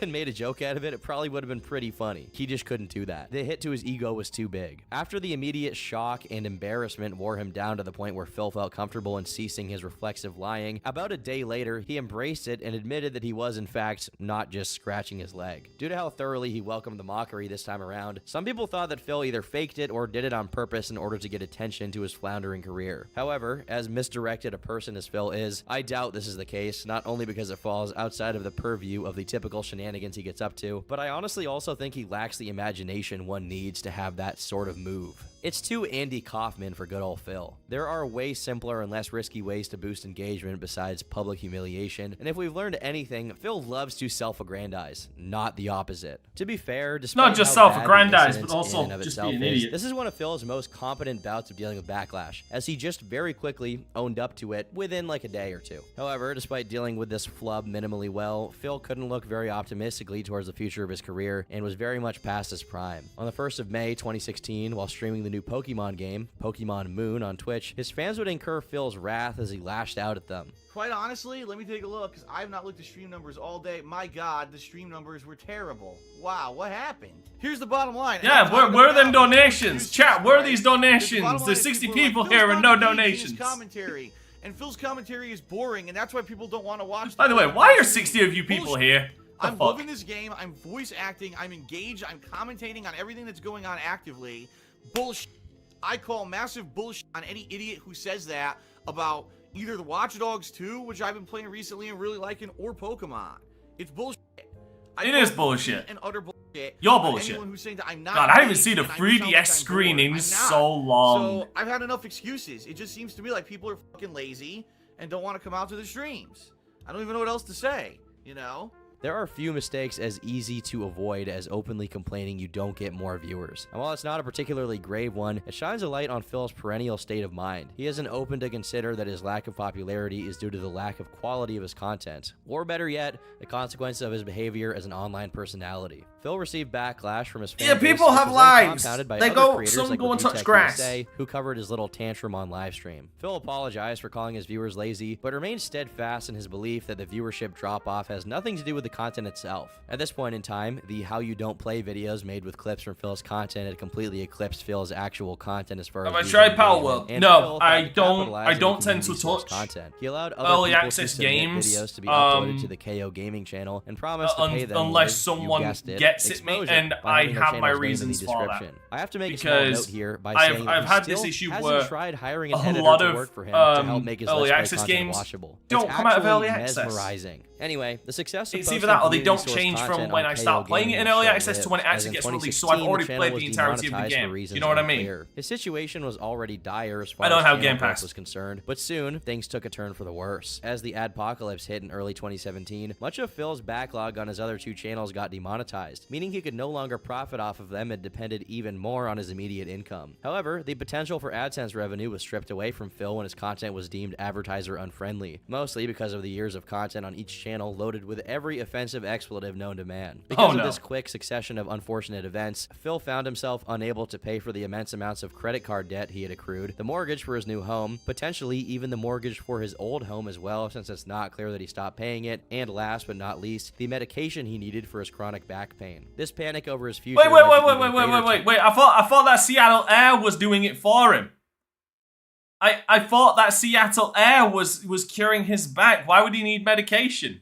With Machinima, who advised DSP to start uploading shorter, edited content to try and amend the declining rates of viewership. However, at this point, DSP is almost a decade into phoning it in, and especially now that he's tight on money, there's no way he's paying for someone competent to edit his slop. Incapable of understanding how the business model of his own business operates, Phil thinks that Machinima, along with Google, is shafting him out of money after years of his loyal servitude. In his mind, they owe him something, even if the content simply is not working out. Strangely, he seems to believe that the changes in algorithm were somehow malicious in nature, and that they owed him an explanation as to why he was being treated unfairly. He released a video airing out his grievances and basically saying that he'll get to the bottom of it, as if there was something to get to the bottom of. There's no deeper explanation to it, other than his low quality standards put his channel in a bad situation, and once the apocalypse hit, he was too exposed and got the worst of it. Phil obviously didn't see it that way and wanted to get a satisfactory answer as to why he was making so little money, and primarily he wanted an answer to why it wasn't his fault. His tirade heightened the friction between him and Machinima, and finally their partnership came to an end as Phil was fired from the network. Probably one of the only people to ever be fired from the Machinima network. By March 2017, views I want to do research on that. Frequently content was being pumped out. Phil's merch on Teespring wasn't bringing in enough revenue to keep things afloat, so he went on the search for a new MCN to be a part of so that he could continue his work. Keep in mind, by 2017, MCNs were basically phased out from YouTube. Most people saw them as scams, or, in other words, companies that take all of your money, give you a portion of it, and don't really do anything for you as a result. But here, Phil was still looking for an MCN. Eventually, he found one called Curse, which was willing to take him in. This was a bit foolish on their part, I should say, since he promptly abandoned them to sign with another MCN, Liveria Media, who offered him content ID protection, with the bonus of allowing him to copyright claim the derivative videos of his detractors. Soon after, Phil noticed Liveria's inability to commit to any of their promises to him on writing, and sussed out that they probably weren't going to be able to meet his expectations. So he returned to Curse, which, while less lucrative, allowed Phil to continue his work. However, just as one negative feedback loop is looking like it might stop, another one begins. Phil's domestic life with Leanna became turbulent. Leanna, by this time, had recently gotten herself a job, and as the breadwinner of the family, was often out working. Probably because of the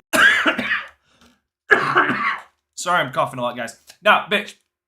No, Tom. That didn't become turbulent. That hit Mark fuck very quickly. life experience she was accruing while at work. Surrounded by adults with expectations of responsibility and maturity, she began maturing herself, and naturally, muted tensions rose between her and Phil. In early 2017, she tweeted a photo of a fake engagement ring saying, "My co-workers keep asking me when Phil and I are getting married, even though we aren't engaged. Gotta fake it." While seemingly small, it communicated a lot about how their relationship was going. She wanted more out of it. She wanted commitment, expecting Phil to take it to the next level, while he was comfortably inert. While he acted very confused on stream when it was brought up, it appears he quickly took the hint and got engaged to her, though he admitted there was no hope of having an actual marriage take place due to Phil's unstable finances. Despite the proposal, there were various signs that they were adrift and on a fast track to separation. A little while later, Leanna suffered an anxiety attack that was so intense it landed her in the hospital. This flare-up of her condition compounded on top of their already bad situation, since they had to pay for her 3-hour stay in the emergency room, despite her receiving nothing resembling treatment besides a pill, according to Phil. The reason for her anxiety attack is unknown. It could just be from the stress of having a job, but many people speculate it had to do with her relationship with Phil. Soon enough, Leanna did break up with Phil and moved out. While he denied it for a brief period, he eventually did speak out on it, saying the following. "Since there's been tons of speculation and it makes sense to clear it up, yes, it's true that Leanna and I have broken up. We actually broke up a while ago and she moved out 2 weeks ago. We purposefully agreed to keep quiet to prevent any unnecessary drama on either side, being that we both have public personas and social media presence and we're still on good speaking terms. This is a personal matter between us dealing with behind the scenes occurrences and feelings that, quite frankly, are nobody's businesses but our own. I wish Leanna the best. I still talk with her regularly, and we'd both appreciate it if you'd respect our privacy on this matter. As in, don't bother asking for details because you won't get them. In so fact, why are you talking about it? I'll really address it, as I'd prefer to move on positively and focus on the future. There will not be any videos made on this subject. Thanks for understanding." Meanwhile, the trolls took this opportunity to make a phone call to the radio station 897 KACC and requested the song "Baby Come Back" on Phil's behalf.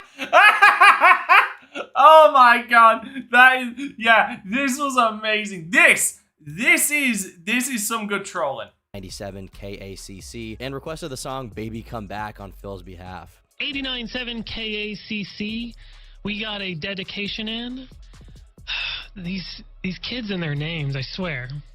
So, DarkSydePhil wants to dedicate a song to Panda Lee, He wants to dedicate Baby Come Back by Player? Regardless, it was clear that Leanna leaving hit Phil like a ton of bricks, perhaps even worse than his financial issues. He began sleeping poorly and began struggling to eat as well, as he used to Because eat he can't after cook Leanna for made him shit! dinner. Along with the ending of his friendship with John and Howard, Phil has described his breakup with Leanna as one of the most negatively impactful things to have happened to him in his life. At this point, he was more of a Twitch streamer than a YouTuber since he was getting increasingly less results from his uploads, and still, the requests for donations to his Patreon kept becoming more frequent. His trolls found themselves at a crossroads. Like a dog chasing a car, they didn't know whether to celebrate Phil finally approaching rock bottom or to mourn how low he'd come. By November 2017, Phil got into another relationship, one that he publicly announced in early 2018 by posting a picture of a red-haired woman tending to his Christmas tree, though her identity was concealed. The troll's response to this was to quickly start a thread on Kiwi Farms, claiming to be a lady of the night who was hired to pretend to be DSP's girlfriend. And what is perhaps the strangest twist to this entire story, it turns out the people behind this particular troll campaign were Patrick and Brenda Bronsgeest, a pair of professional scammers who used pictures of young women without their consent to swindle victims of their money. After a decade of their grift, it was their attempt at defaming Phil that caused their undoing. The woman whose picture they used to pretend to be Phil's fake girlfriend was contacted and promptly refuted their story, and just like that, the thread was gone. The account that made this thread was soon linked to another pseudonym, Angelina Capri, who had registered a domain in the name of none other than Patrick Bronsgeest. By the time they changed the registry information to the domain providers, it was too late. Kiwi Farms had already gotten to them. Scouring the internet for any information they could find about them, they came up with various indecent images of Brenda, among other things. Another account linked to Patrick was recorded attempting to provoke Phil during Twitch streams, claiming to be a patron who would rescind his pledge if Phil didn't address the rumors directly. Whether this was a botched attempt to extort Phil, or just a way to kick him when he was already down for entertainment is still unknown. Owner of Kiwi Farms, Null, would personally email Phil seeking to clear the air around the situation. I love drama. I also really hate being lied to. The escort story had steam to it because the escort identity had tweets mentioning you going back 4 years before the first "this is how you don't play." The escort profile itself had its identity verified by a third party. Every single thing they said was impossible to disprove, but it fell apart in January when she claimed, and no one believed, you had raped someone. That threw her entire story off balance, and people began looking for what was going on. The truth? They were professional catfishers, a Dutch couple using random girls' pics to get money in Amazon wishlist items. They were genuine fans of yours in 2014, but turned detractor, then decided to use their extensive catfishing profile against you. I know you don't want to visit my site, so this is an archive of the full details on a third-party site. It totally exonerates you. Cheers, big ears. Following this fiasco, Phil introduced his new girlfriend, Kat, compared to Leanna, who was out.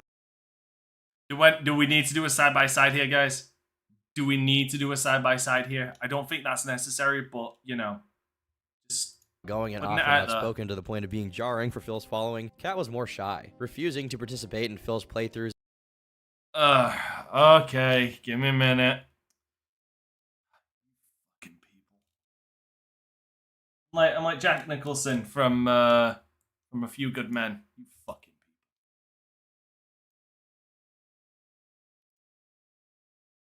people.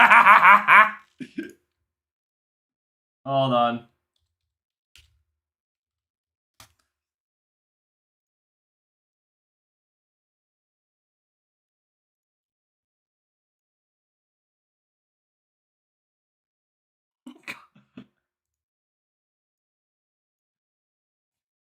Hold up.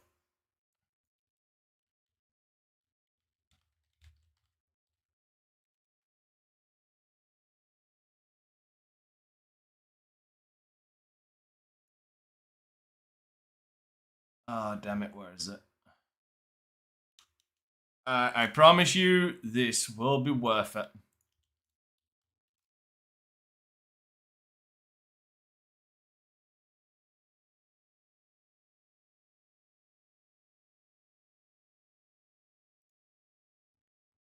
Oh, god damn it. Where is the fucking picture? There we go. We'll go with this one. This one is perfect. Okay.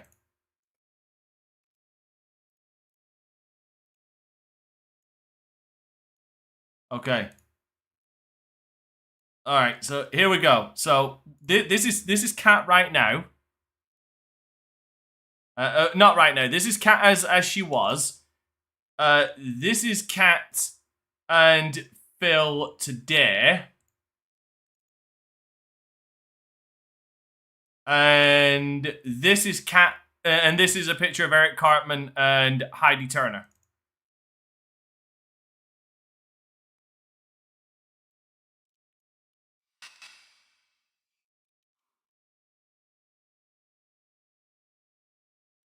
How is it this motherfucker has seriously, how has this motherfucker aged? Like, look at Phil there.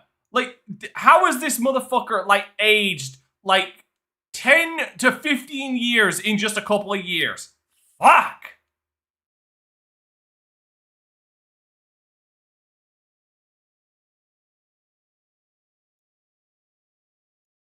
By the elder gods. And seemingly being averse to having her photo shared, she appeared so uncomfortable in front of a camera that it quickly became a gag that Phil had kidnapped her as a hostage. Regardless of what was being said by the detractors, this was a good sign. It did! I remember that. I actually partook in that. Shit.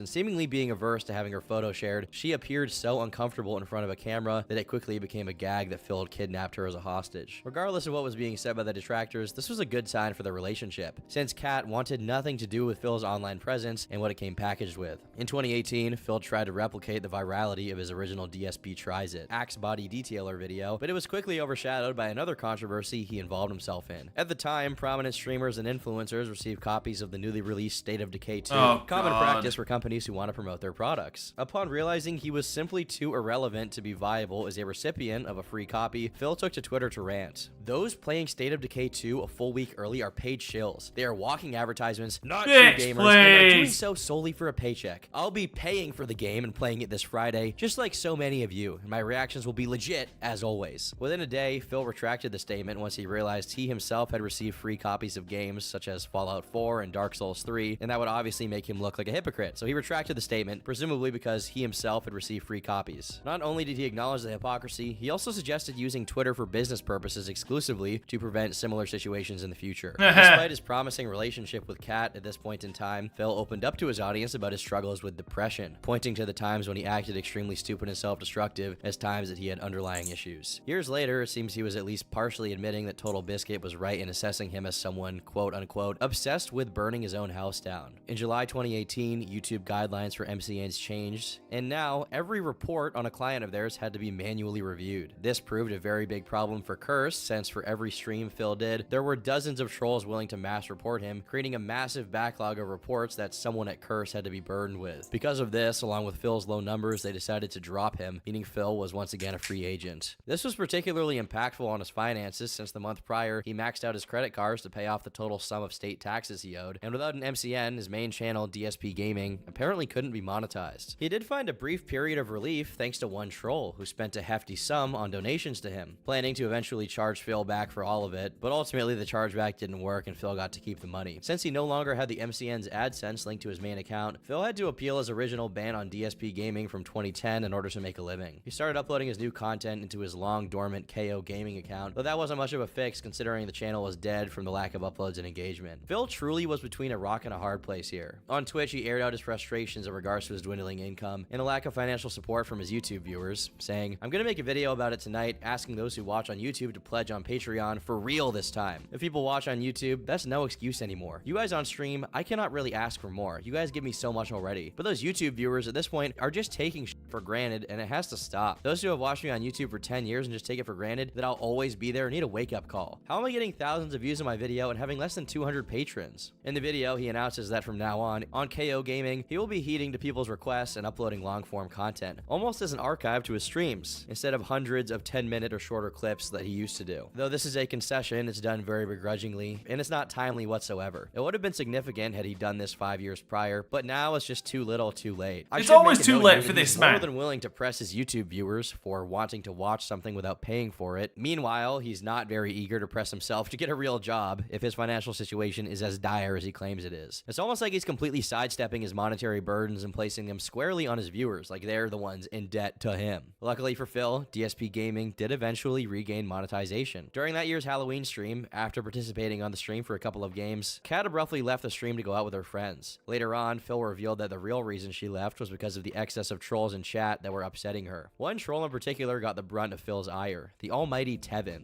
Oh Why does no! everyone want me to give Tevin a Here we birthday go. shout? You guys are fucking lame trolls.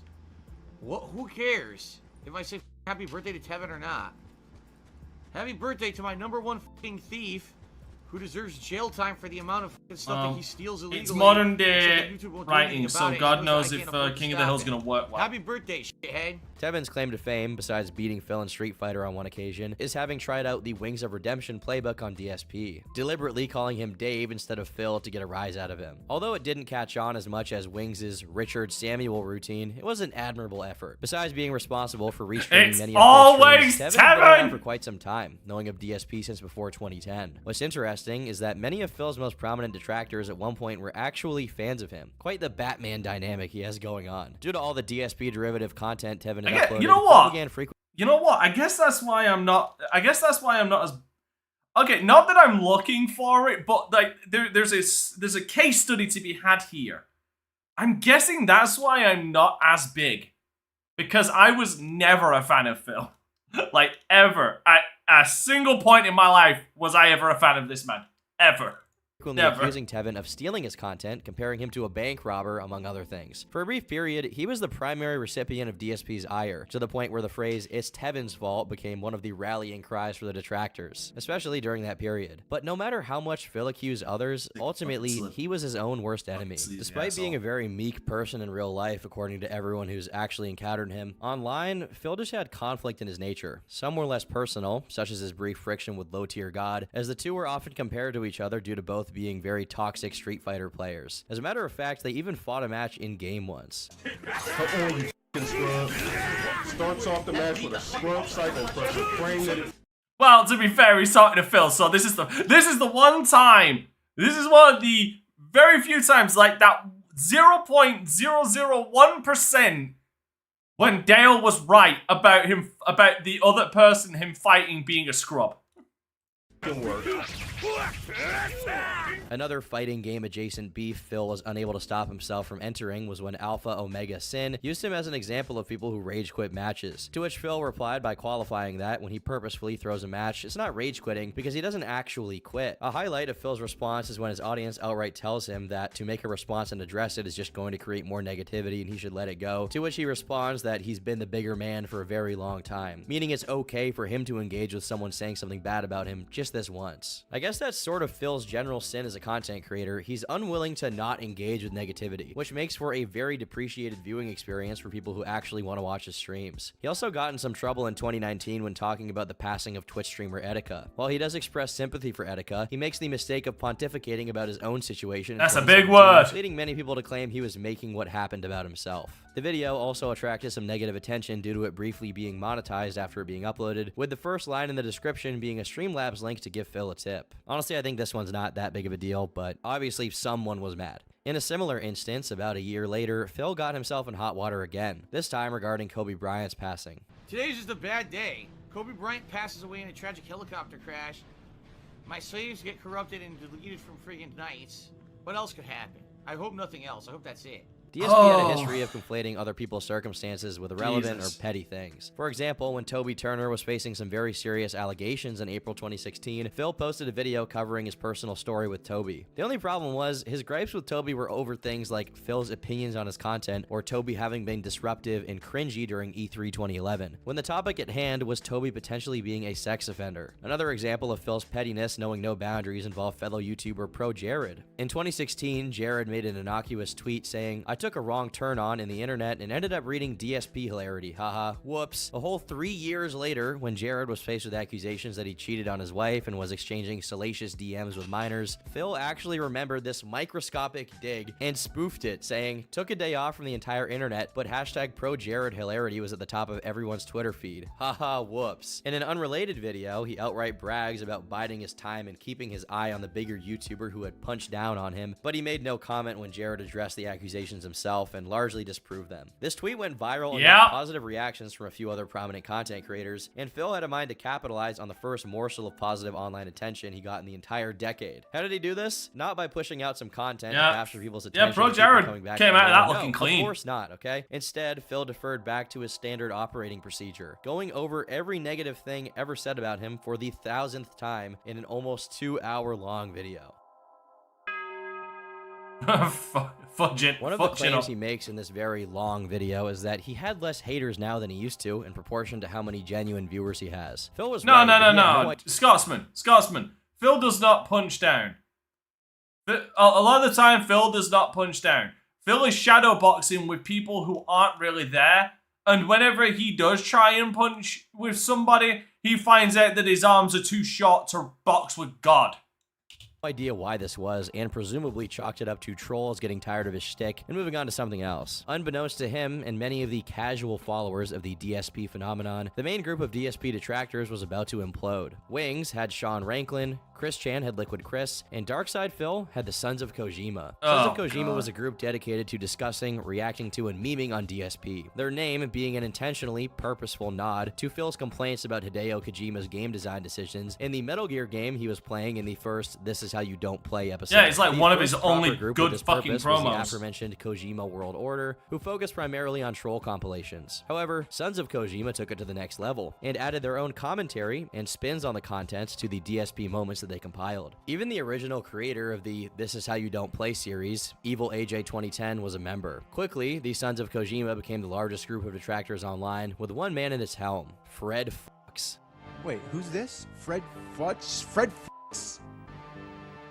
Fred Fox. Driving his And these are the guys who specifically I specifically cite as the reason why This Is How You Don't Play need to diversify outside of Phil. For the love of God, even fucking Medicare sat down with this autistic spurg, like, microcosm of the accident of humanity and said to him, diversify out of DarkSydePhil, otherwise you're going to end up becoming what you hate.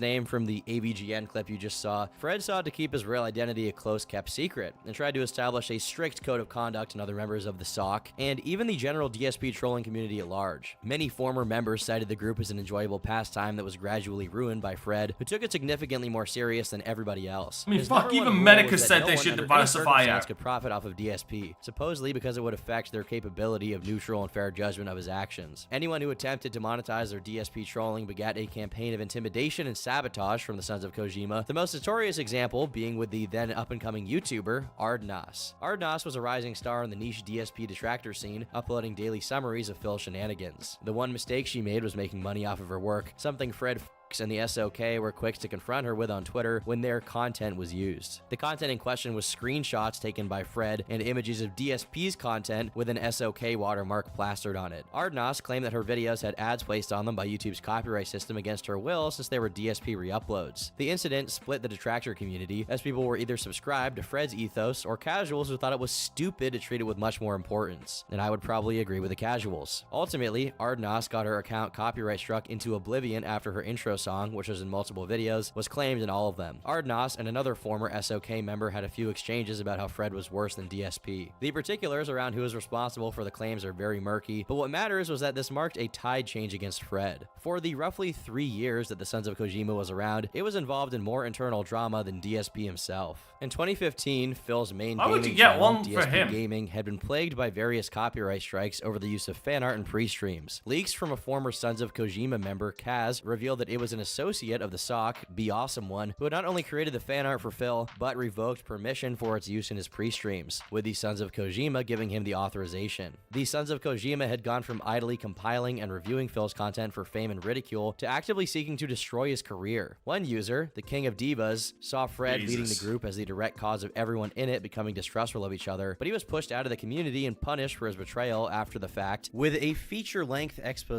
His private messages, recorded calls, and personal information This is leaked, why all I for his focus under the non-adherence shit. to the cult of Fred. Another user, Doper, made probably the best assessment of what the group was becoming in a twit longer. Let's be real here. Phil is not Hitler. He's an overweight, careerless 35-year-old man who spends his days walking from one end of his house to another while complaining about how hard his life is. I've seen way too many people act as if they're on some kind of mission to defeat DSP. Why? What's the end goal here? Get him off YouTube? Get his Patreon shut down? Why is this something that people would want? What exactly is Phil? It's not like Phil is the final boss of a video game. Not at all. Phil's the first fucking Goomba you see in Mario Brothers. Like, no joke, that's Phil. Done to you personally that would justify that in your eyes? He blocked you? He I banned do you from think his he is a PS4? bit. No, I do Plugged think he games does in have a there? Hitler Take a second look complex. and think about how little that matters in the grand scheme of things. If he wants to run the forums into his own little safe space bubble with extreme hostility to newcomers or folks that don't kiss his ass, well, he has the right to do that since he's footing the bill for its costs. He has no career future, no friends, no stable income. He spends whatever free time he has going to hotels in his own area instead of actually seeing the world and gaining new experiences. His health and lifestyle is nothing short of abhorrent. We'll find out soon enough how badly he screwed his life up, there's no need to try and hasten that process, and neither should you feel happiness about it happening. This isn't good. It's sad. It's sad that a grown man is wasting his own life by acting like a petulant child, crying about how everyone else is wrong and he's right, while banning or blocking anyone who challenges him in any sort of way. If you want to laugh at how shitty his life is or what an asshole he's been, go ahead. But don't pretend you're on some kind of internet crusade against him, is going on and on about Phil really getting anyone anywhere, is bitching about him for 75% of a podcast really helping anyone. Phil isn't changing from anything being said on them, and neither are his airheaded fans gonna stop pledging their money to him. What's there to even talk about at this point? Phil says something stupid about something he doesn't know anything about. Phil gets criticized and responds by blocking and then writing another wallow text. Phil whines about a video game not letting him win easily. At what point does it become obvious that it's just the same old boring crap from him? Fred did address this twit longer in the 96th episode of the SOK podcast, but removed it due to the backlash it received. Fred at this point wasn't just after DSP, but openly talked about his plans to dox DSP defenders, which more and more just meant anyone who wasn't as dedicated as he was to wrecking Phil's life. An audio leaked of him mocking his own friends from SOK, and it was becoming extremely clear their operations were nothing beyond a platform for Fred to deify himself and his unhealthy obsession with DSP. Some people claimed he'd spend over 19 hours a day in calls attempting to manage the increasingly murky Sons of Kojima. The details of this are extensive and documented, but get to the point of redundancy and how ultimately irrelevant they are. Basically, everybody was under Fred's suspicion of being out to destroy SOK. This is what happens when you don't have better things in your life to worry about. When the previously mentioned almighty Tevin had to pull out from participating in the podcast, Fred became paranoid about him to the point that he decided to release Tevin's docs. In an unexpected cameo, Mr. Medicare tried to intervene in the situation and give Fred some advice on how to avoid the implosion of his group and reputation. Medicare accurately concluded the group had become A-loggers, a term which originated with Chris Chan to describe haters who become so obsessive they end up significantly worse than the people they dislike. Beginning in late July of 2017, a series of leaks regarding the Sons of Kojima, and specifically his leader, Fred F***, began to circulate on forums. Fred continued his relentless campaign of enemy making in his own community, this time by persecuting a detractor called TXT for having a monetized Twitch emoji of DSP's face. He provided someone with information to use against TXT, who attempted to retaliate by doing the same to one of Fred's underlings before leaving the community. Surprisingly, this was the last straw that broke the camel's back and made people in Kiwi Farms turn against the SOK for good. Fred resented the whole situation and was still pushing for an expose to be made on TXT, but at this point, people within Sons of Kojima were turning against him. Soon, a massive prolonged leak began with the intent of exposing Fred, including recordings of him intimidating, blackmailing, and pitting members of SOK against one another. In a very strange turn of events, it turned out that in one of his random endeavors to terrorize anyone Fred suspected was a DSP fan, he used a voice changer to stalk and have cyber sex with an autistic man. If I had $1 for every time a lolcow hater manipulated an autistic person into cyber relations via a fake voice, he'd have $2, which isn't much, but it's strange that it's happened twice. $2, which isn't that much, but it is kind of odd that it happened twice. Unsung Hero Bot decided to leak a barrage of incriminating conversations. Yeah, because there was Fred Christian and as well. Another primary member of the Sons of Kojima. On the 6th of September 2016, a former member of the SOK, Renegade Operative, posted a video called Responding to the Sons of Kojima and Conspiracies, revealing that not only had Fred tried to dox TXT and Tevin, but even Renegade's ex-girlfriend after she decided to join him on a competing podcast. A day later, Fred's closest acquaintance from the Sons of Kojima also came out with his story, and given their proximity, this was one of the most damning accounts. Che abandoned the Sons of Kojima due to the group's toxic atmosphere, but in his absence, he had largely taken up caring for his then girlfriend and fellow member of the SOK, Alice. Yes. Alice suffered from leukemia, and in 2016, she sadly passed away due to her illness. This is relevant because Fred thought her death was faked, and in scouring through a ton of obituary sites, he only succeeded in doxing Alice along with her parents. This obviously made Che very upset, and in the last episode of the SOK, you know, if there is certain things where I feel like murder is justified, I'd have paid Che's legal fee for that. I'd have fucking paid his legal fees for that. podcast, which was hosted by Dude, no, don't say it. That ain't a dick move. That is a scumbag move. That is a move that is reserved for the worst of humanity.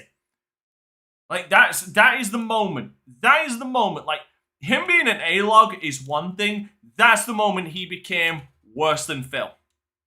member Fred was jealous of, no less, Shay chimed in to air out years of abusive behavior from Fred. Null of the Farms would confirm a massive amount of attention being brought to the thread as users flocked to see the collapse of the SOK, as the thread about it hit 23 pages in just 3 days. But in the most cathartic moment of this entire ordeal, the man himself, DarkSydePhil, caught wind of the situation. He addressed it in a pretty long twit longer, saying the following: Rest in peace, Tons of Twitlonger. people are now messaging me to say that Sons of Kojima is being exposed for doing horrible things to me that they denied for years, and the like via a series of leaks. It was obvious the vast majority of the shit was always them, as they are the only group who delve that deep into my personal stuff. I would not be surprised if they performed the vast majority of negative things against me, including the doxing, DDoS attacks, false copyright strikes, prank calls, pizza deliveries, signing up my emails to hundreds of spam mail sites, signing up my physical mail to dozens of catalogs and magazines I don't want, sending me feces in the mail, yes, all that happened, and even swatting me. And remember, Leanna's father also got swatted. We knew nobody was safe. When it came time to start making preparations to attend Leanna's brother's wedding in late 2015, we came to the conclusion that, ultimately, if we attended, there would be a strongly increased chance that someone would try to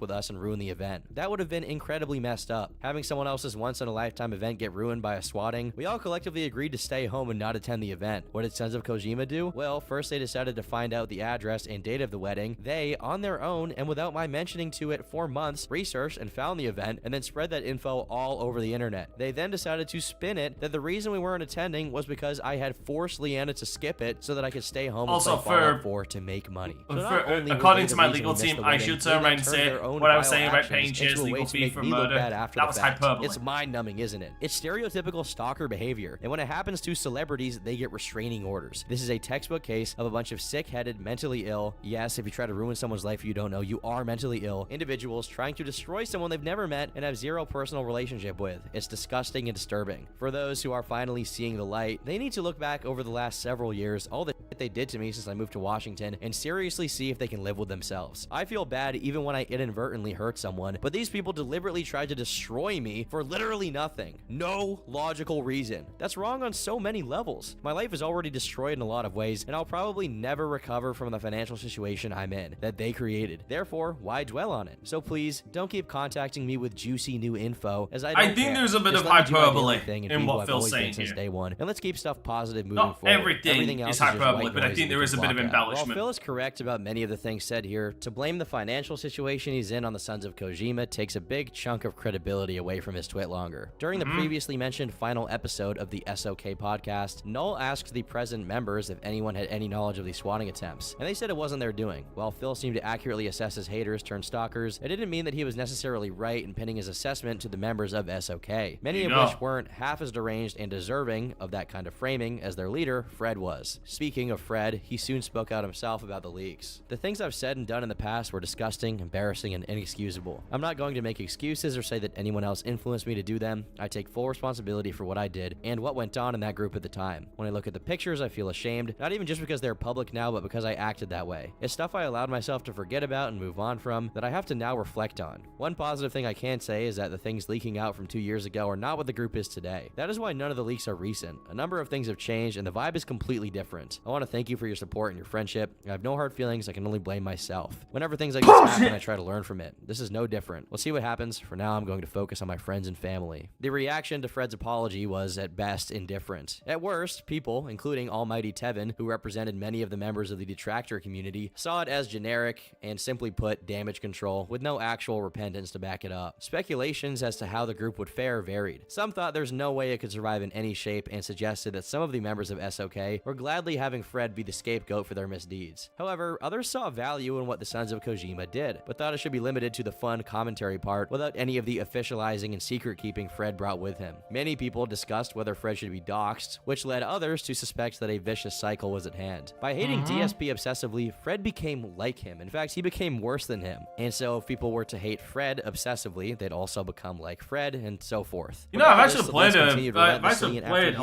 while ago. I actually played a game of and received his very own Overwatch Fred removal. on Kiwi Farms.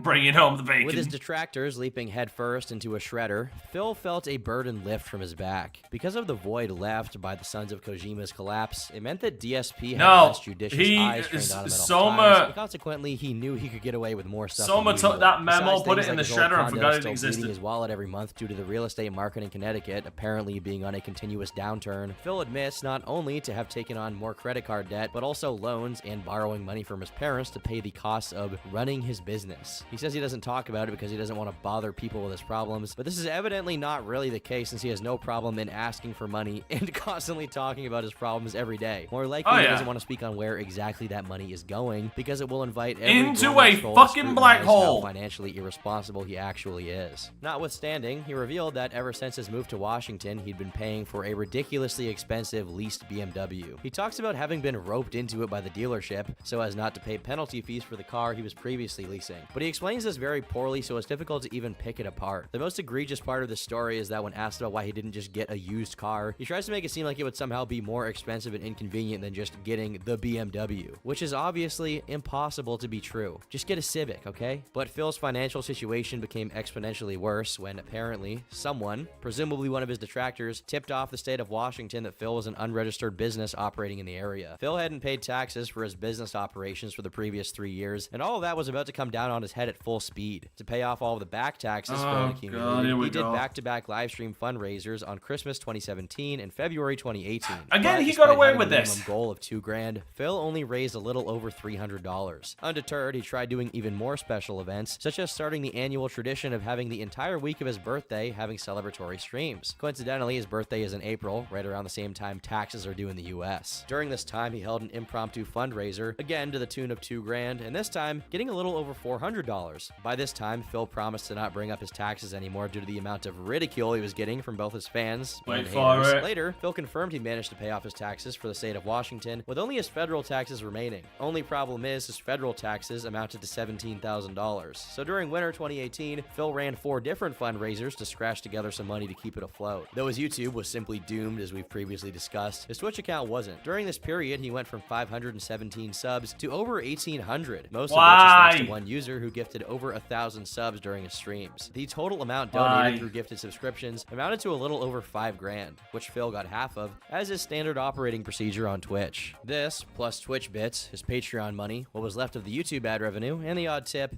actually made things look slightly hopeful. The only stain on this relatively positive moment was that Phil, despite his previous claims that he used to be an alcoholic, decided to spend the Christmas fundraiser of 2018 indulging in hefty amounts of alcohol, which prompted him to become noticeably more neurotic the drunker he got. Luckily, he managed to drift by without causing any major havoc online. Later, he announced that the grand total he needed to raise was actually $17,000, as to cover the expenses for his tax attorney. April 2018 rolled around, and during the main event of birthday week, Phil managed to receive a total of $1,300 in tips. For the rest of the amount he owed, he made a deal with his parents. They would pay for his debts, but he would have to set out a 10-year plan to get his finances in order and keep them there. That was just one of many demands made by Phil's parents to teach him some fiscal responsibility. Another fundraiser was done in August of 2019, with the caveat that were Phil to get $1,000, a special positive announcement was going to be made. Wait, once the goal was seriously? hit, How is he going to get a second to a second goal reward, which was immediately hit when a user donated a whopping entire $1,000 in one tip, only for Phil to then explain that there was actually no second goal and that there'd been some miscommunication. It doesn't seem this was entirely malicious in nature, more so a manifestation of Phil's lack of communication skills. Soon after, Phil did an interview with fellow YouTuber The Quartering, though many felt that it fell short of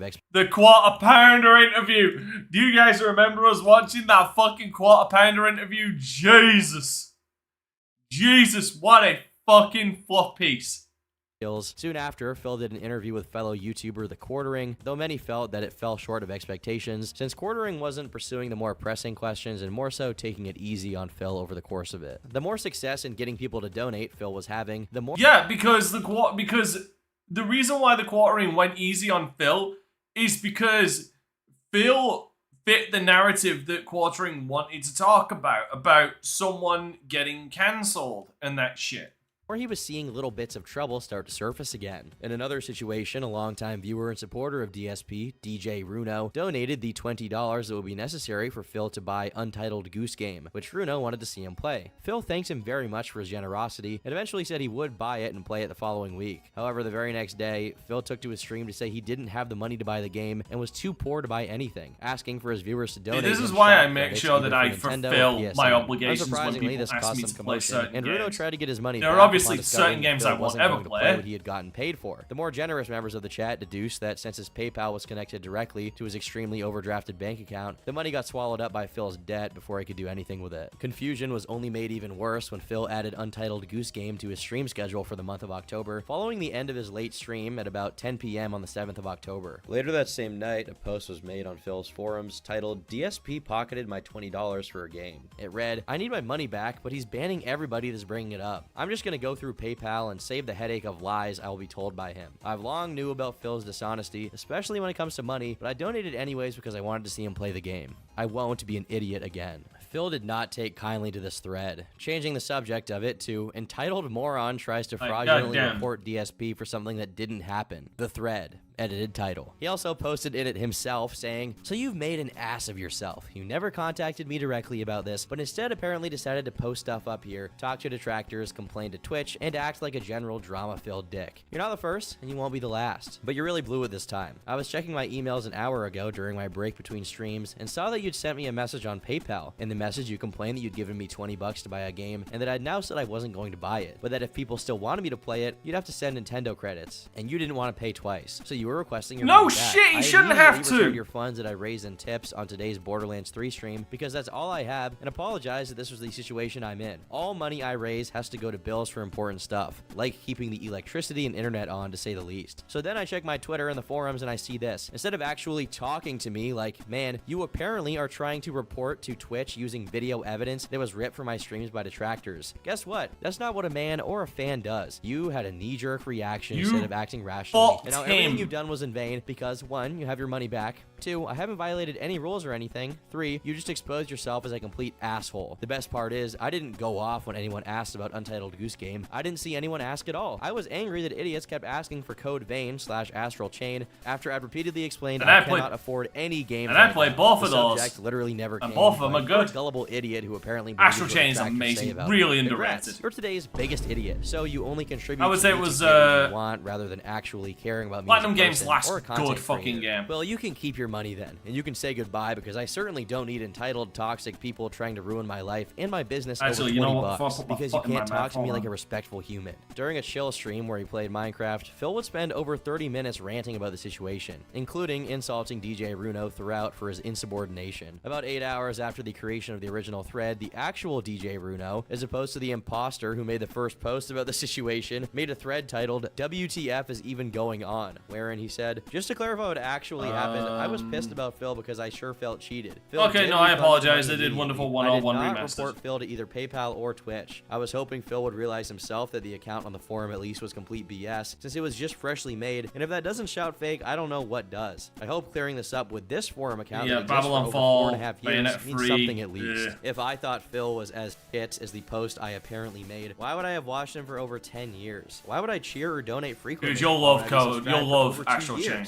I can understand Phil's reaction since basically 90% I've never played Disco Elysium. I don't own it. Come on, Phil. You must admit that you could have figured out yourself that the things I said did over the years doesn't add up to the stuff I apparently did / said in the past 6 hours over $20. The real DJ Runo attached a print from his PayPal to prove it was actually him. Upon discovering he'd fallen for a strategically executed piece of bait from a troll, Phil apologized and assured Runo he wouldn't be banned. I love Astral Chain so much. I got a fucking shirt made based on Astral Chain. Anything Phil had ever Like, dealt with up until this point was about to open in a fantastic way. In November of 2019, the bank foreclosed Phil's Connecticut condo because he stopped paying for the mortgage, despite it still having $100,000 or so left to pay. Phil did not address this publicly, most likely did not give trolls any ammo. However, when the info made it to his audience, as it always does, trolls began saying that Phil should cash out some of his WWE Champions account to pay his debt off.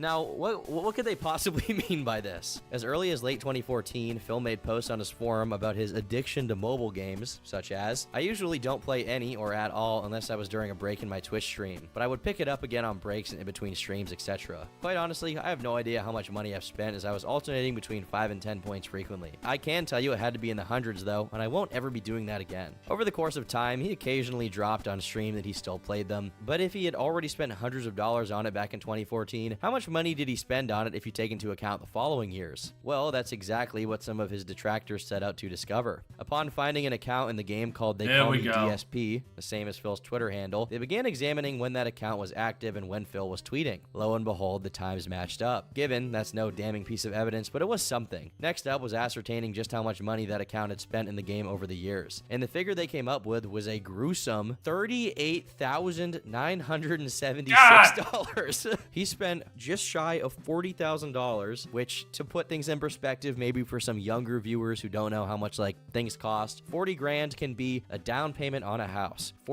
Jesus fuck!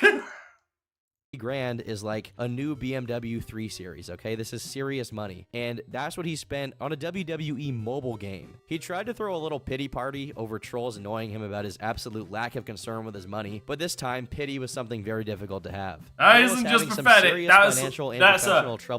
know what that is? Guys, you know what that is? That's a bruh moment. Can we get some bruhs in the chat? Because that is a massive bruh moment.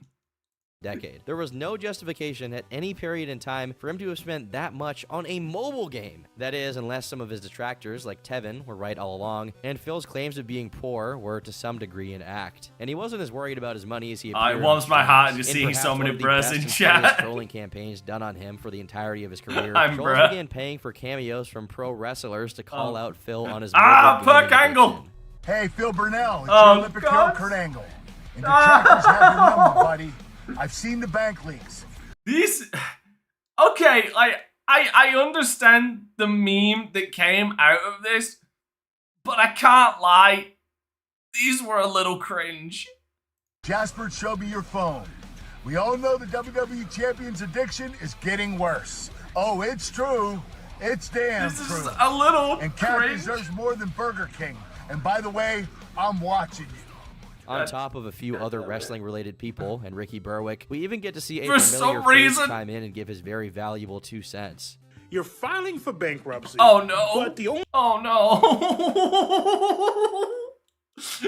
Talk about aging like fucking milk. On top of a few other wrestling-related people and Ricky Berwick, we even get to see a familiar face chime in and give his very valuable 2 cents. You're filing for bankruptcy. This man wants his cupcake. Someone back up his hair because that motherfucker's retreating faster than the French army. Holy shit. But the only reason you're filing for bankruptcy... At least it wasn't for The Rock. $40,000 into a game He did it called for WWE The Rock. Champions. You stupid, dumb, ignorant motherfucker.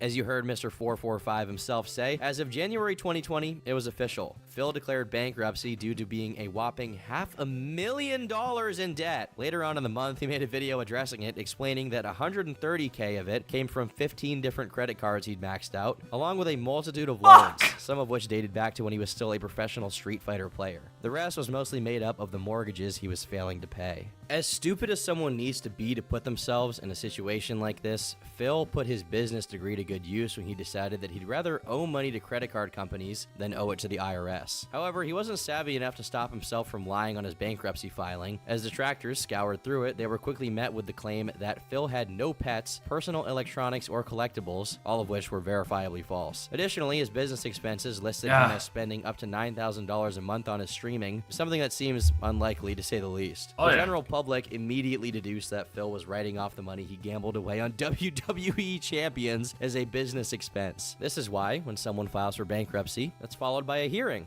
which trolls made sure to get access to. While we don't have video of it happening, the audio track is available online for anyone to peruse. During the hearing, Phil misconstrued a question about his purchase of a subscription to the WWE Network channel as if it were related to his purchases in WWE Champions. Soon, a detractor somehow managed to sneak their way in and pose as a creditor, only to press Phil on his business expenses. The unnamed detractor asked for Phil to itemize his business expenses, meaning to lay them out one by one, which was something that Phil couldn't do without revealing his Champions addiction. However, the detractor was caught, as his claim to be a representative of Citibank was scrutinized. Later on, another troll joined the call and began playing clips of DSP playing Dark Souls, which amused everyone present. Why am I poisoned? Why am I toxic? Sheffield, do you have the identification information with you? Despite attempts to derail Phil's defense, in May of 2020, Phil's bankruptcy went through, and $130,000 of his debt was defaulted as his credit plummeted into non-existence. While talking Once again, I must ask, okay, how? Fucking how? How?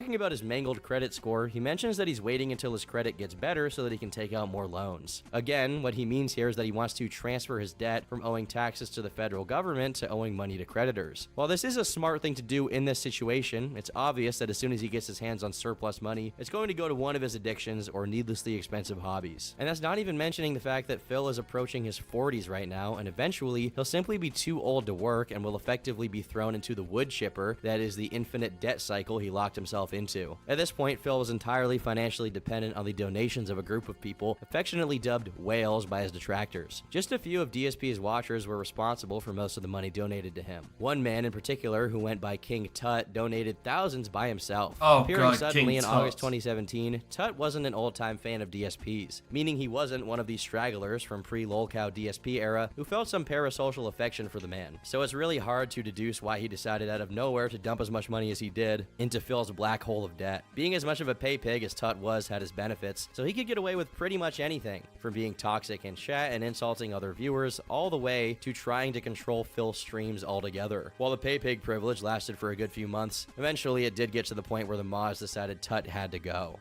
Once he was banned, he became furious and demanded that Phil refund all the donations he'd ever made. This attempt at getting a refund was neglected by Phil, and Tut proceeded to file a fraud claim on PayPal to get his money back. The thing is, PayPal is so broken that this attempt actually posed a serious threat to Phil's entire operation. According to Phil, this was Tut's plan all along and he was a secret detractor, so much so that he supposedly made appearances to DSP Hater podcast after the chargeback, claiming that he got all of his money back and screwed Phil over. Phil's story, however, is that he successfully kept all the money and Tut's PayPal shenanigans floundered, but there's no way to know who's telling the truth in this situation. But while Tut's case is a clearer-cut situation, there's another case where Phil took out some of his anger at one of his mods, despite the latter not really deserving it. Swaggins, another one of DSP's whale followers, the bitch! What the hell you want? gave a tip to Phil on how to beat one of the bosses in the Resident Evil 2 remakes, only for Phil to misconstrue it, blame him, and lash out. As a result of this outburst, Swaggins proceeded to deliberately unban a detractor to spite Phil. In a stream of Sekiro that took place soon after, Swaggins found himself extremely annoyed when Phil relapsed back to his old ways of complaining about a game when it wasn't easy enough for him to play it successfully. That's why I said, the bitch! I'm at a time in my life where I don't have time to deal with it. Swaggins is just mad that he told me to do something wrong during Resident Evil 2 and got blown up for it. Then that I plain don't like the combat in Sekiro, and he's so hurt by that. So he was a fair weather friend who wanted to mod when I agree with him, but as soon as there's a major disagreement, don't talk about it to me at all, but instead freak out and leave. That is kitty stuff, and I'm far beyond it, to the point where I'm not having a second John Rambo situation, so he can just get out and stay out. That is literally what happened with Rambo all over again. Nope, I'm done with that crap. Swaggins also had a response in order. Stupid kitty stuff. As you say all the time, the world isn't black and white. To think it's just because of Sekiro is asinine. I've given so much, spent so much time trying to help moderation, only to be shown disrespect from Resident Evil 2. It's not good. All the excuses. It's the pain. I did nothing wrong mentality and general toxicity. Or as my favorite Metal Gear Solid character would say, you say all the time that you're open to the opinions of others, but when it doesn't align with yours, you dismiss it and proceed to shit all over it. Sekiro is an example of that. My time is valued elsewhere. Twitch should be a place to escape problems, not listen to someone else's. The amount of money talk has been such a turn off and will not help with long-term growth. Many have contacted me questioning whether or not you're even telling the truth at this point, and generally say that they're tired of all the taxes talk. I'm talking about actual fans here, not detractors. I tell them that we can only take your word about it at the end of the day. Not much later, Swaggins lost his mod privileges, and as yet another DSP fan died, a detractor was born, and took another moderator with him. Eventually, Swaggins did return to DSP streams after a hiatus, but his hefty donations did not come back with him. Oh no! Despite all of the financial troubles threatening his livelihood, Phil would soon find a new outlet, in a saga so perplexing and coincidental that it inadvertently ushered in a DSP renaissance, all thanks to a vest. While reacting to an old DSP video from October 2011, fans demanded that Phil wear the vest he was wearing in it, and he conceded. Upon a cursory investigation of his wardrobe, he found it and put it on. For a moment, fans and detractors alike united to be perplexed by the vest, to the point that when Phil wasn't wearing it during a stream, they asked where it was. Phil, seeing the success of the vest, along with his cowboy hat, stopped counting Twitch bits and tips towards his goals and instead encouraged users to donate directly to his PayPal, which allowed him to get the money instantly and without splitting the revenue with Twitch. He started monetizing the vest as much as he could, setting it as a reward if he hit a specific amount he wanted to get. The vest became a daily occurrence, and people began counting how many days Phil reached his goal of $100 consecutively in a brief period dubbed the vest streak. This lasted for a strong 29 days. Unfortunately, disaster struck, and Phil came down with an ear infection that made him unable to stream. To notify his fans, he said, "All bad news. I've come down with a bad ear infection causing excruciating pain. I can't stream when it feels like I have a knife in my ear. I'll update everyone later today on how I'm doing. Sorry. I've had it for days but didn't say a word about it, hoping it would just go away. It did not. It got horribly worse." While this seems inoffensive on its face, the actual disaster came as a consequence of that ear infection. I know, Responding mean-spiritedly, just look at your broadcast, Mitch. Presumed that the ear infection had healed a day later, to being extremely defensive and gratuitously speaking of your broadcast, how are you enjoying those shirts you bought? Phil was giving people reason to doubt his whole story. Meanwhile, detractors were pointing out that hiding his ailments was something Phil had never done up until now, and that he continued to stream I kind of figured it was you, Bird, without ever mentioning that he had an ear infection to his audience, despite having no reason to keep it a secret whatsoever. Regardless, despite the debate what as do to you whether mean, this lack Pudgy? of stream It is on constituted PC. a break in the vest streak, Phil continued to do the vest gimmick, eventually hitting a Solid milestone of 73 Collection days with the Volume vest. 1. This meant DSP earned at least $100 every day for over 2 months. On the 73rd, he miscalculated the tips by $9 and came dangerously close to not hitting the goal and breaking the streak. But, lo and behold, it still stood. The vest streak bravely marched forward onto the 100-day mark, which Phil referred to as the Vestival. He also revealed that if another goal was hit, he would put... Again, $100 a stream. 100 days. That is $100,000 fucking dollars if my math is correct. On yet another hideous vest, this one a shiny silver, which he dubbed Platinum DSP. The streak raged on for another 50 days. Okay, you know what? As much as we hate the fucking vest streak, do you want to know the one thing that irks me the most about it? That I am absolutely fucking shocked he didn't do, because it actually would have been intelligent and actually would have been somewhat fucking hilarious. Hear me out, guys. We all hate the vest streak, okay? We all hate it because it was so fucking stupid. I hate it because it was so fucking stupid, but you know, not really the fucking money.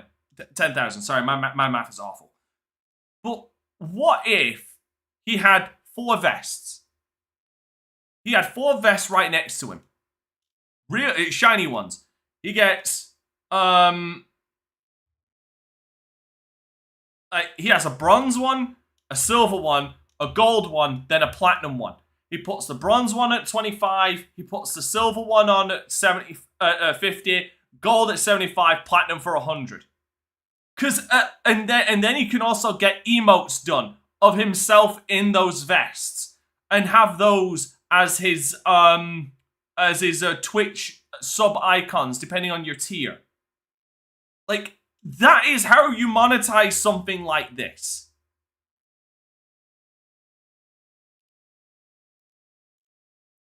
Or finally, DSP mentions that it was starting to become a lot harder to hit the tips goal and to put on the accursed DSP vest. This was a few weeks after Phil was hit by PayPal. Because you're still with giving people the $800 vest. worth of chargebacks. So as you can imagine, he got a little desperate. At this point, Phil, like, you still give them the vest, but like you give them an even better vest the higher it goes. That's labor intensive for his scheme was business. becoming irkingly transparent. There were times when the vest streak business overtook the stream entirely, with Phil coming close to guilt-tripping his audience about the streak. No close, he When did. it started out extremely positive, the vest was being absorbed into the general dark cloud of DSP's debt-mongering and e-begging. More time goes by, and as DSP was approaching the 200 mark, an anonymous user Yeah, no, the DMCA Metal Gear Solid tried collection DSP's isn't Twitch good. account, suspending him off the platform temporarily and pushing him onto YouTube. Eventually, he resolved the issue with Twitch and returned to celebrate day 200 of the streak. When the time came, Phil said that only now, with the vest's aid, was he able to start sleeping soundly at night without worrying about his unpaid bills. From his point of view, everything was on a turnaround for him. By day 250, he starts talking about buying a PS5 with the money. No matter how much things seem to turn around, Phil continues to be Phil, this time wearing a valet uniform. For some reason, it was only after 276 days that the streak came to an end, as Phil streamed himself playing Paper Mario and the Origami King. Despite preparing for this day for months, it wasn't easy on poor old Phil, who probably made 30 grand by playing video games with a vest on for 9 months. He becomes extremely upset at his audience for not keeping the streak alive, but ultimately he accepts that it's over. Because there was a lot of support. The dream is dead! Subs and cheers. So I don't know where, why people did that, but that's going to be, this is it. This is literally the end of the stream. I told you guys I couldn't go late tonight. So this vest streak is about to end. Unless we get a tip right now at the very tail end of the stream, and there's no time for a vest, the stream is over. So unless we get something right now, this is it. However, what wasn't over was his e-begging, which made many of his viewers wonder, what did he do with that nearly 30 grand he made off of the vest streak? What happened to the vest streak money? It went to pay for stuff, genius. Bills, back taxes. Like, it paid for a tremendous amount of things around here. What do you think it did? Oh my god, people are so dumb. The nervousness and the vague pivot from bills and back taxes to a tremendous amount of things around here pretty much confirmed for much of his following that he didn't change even a bit in regards to how he handled his money. Phil's online inner circle would be rocked when a mod named Anonymous Oh, you like my ring? the Thanks. logs and chats of his private server uploaded onto YouTube in early 2021. Anonymous, who had worked alongside Phil for years, would concede it was time to join the dark side, removing himself as a moderator of Phil's Twitch mid-stream, but not without changing the title of the stream to DSP Doxed Pew Dubs before he did so as a parting shot. Phil doxed PW Dubs? No, I didn't. Also, I by never the way, doxed anyone. for the As you vest heard, streak, Phil claimed ladies he and had never gentlemen, doxed anyone. get your However, violins documented out. history tells quite a different story. Oh, by the way, I have your IP, I have your name, and I have your address. So, congratulations.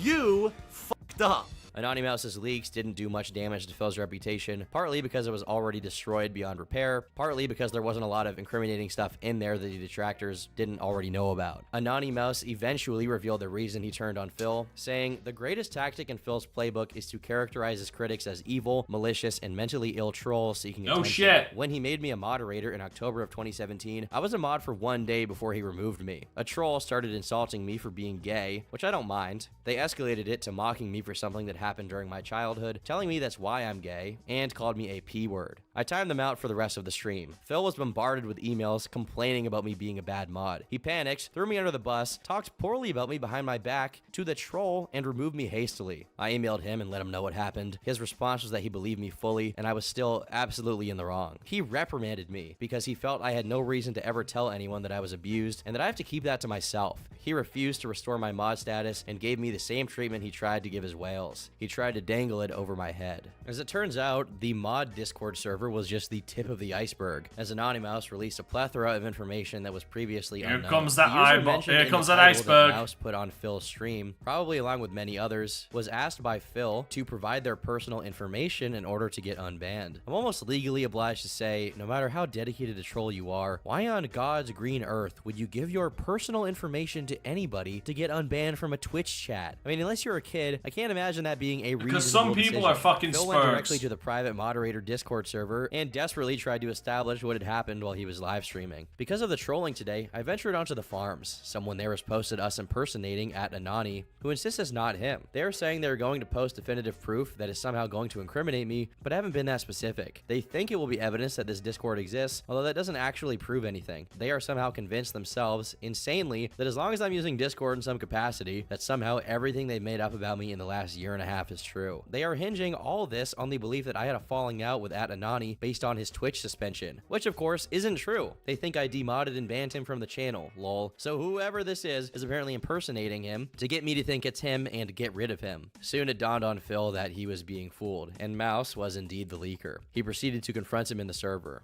@Anani Mouse, are you still sitting on detractor streams talking about me? Because they are saying this is your YouTube handle that you just created, and I'd like to know what gives. Like, I'm giving you a huge benefit of the doubt here, but I'm hearing from every possible direction that you're actually trying to cause drama for me. They are also saying that both Anani Mouse and @KingGoken talk to people behind the scenes and both confirm this Discord exists. Not that it matters, that leaked a year ago, but somehow they think it's news. Is it all an impersonation? And are we actually talking about this Discord server outside of here? I was under the impression we all want this thing kept secret so they can't try to harass us. So why the hell is it becoming public knowledge? Phil tried to defend himself and explain that the information PewDub sent to him was to prove that his account was the real one to ward off impersonators. That would be a convincing defense, were it not for the fact that Phil had previously bragged about having people's doxes multiple times. The one thing that did sap some of the steam off of Mouse's expose were the accusations of heinous stuff, meaning pedophilia and zoophilia. Even in the DSP video, some of the steam previously bragged about having people's doxes multiple times. The one thing that did sap some of the steam off of Mouse's expose were the accusations of heinous stuff, meaning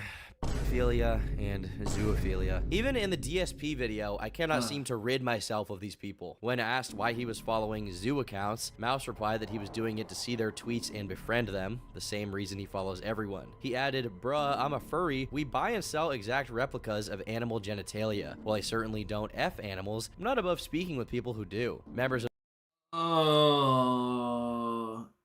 You know what? You know what this is? You know what this is? This is the this is that meme of the, you know what? I'm gonna fucking see if I can find it.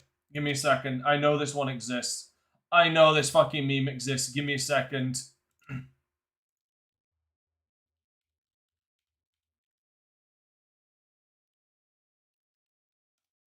And if it doesn't, I'm fucking making it.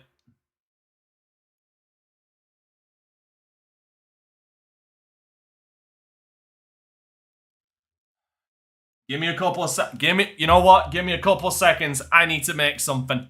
I need to make something right now. I cannot let this stand. I cannot let this stand.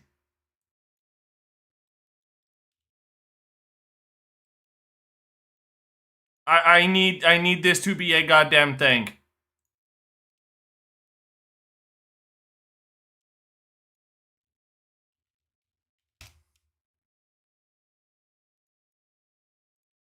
Yeah, I'm sorry, guys. Give me a couple of minutes. I gotta open up GIMP. I need this to be a goddamn thing. Right the fuck down. Otherwise, I'm going to go insane.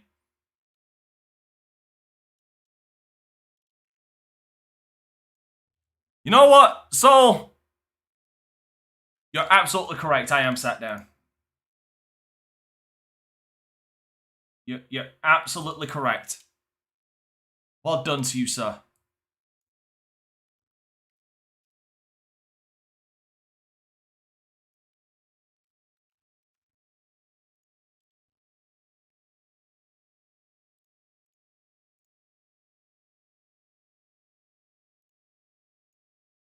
I think you're okay. Bird, I think you're misconstruing something and getting excited for the wrong thing. I'm gonna need you to sit down and I'm gonna need you to sit down and calm down.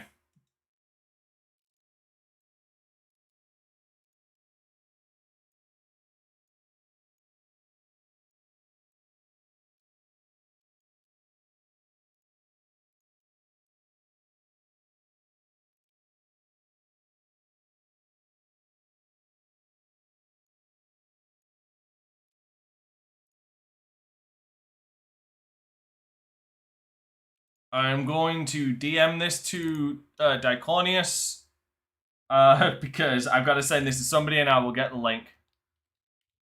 And I will send the link for everybody to see it.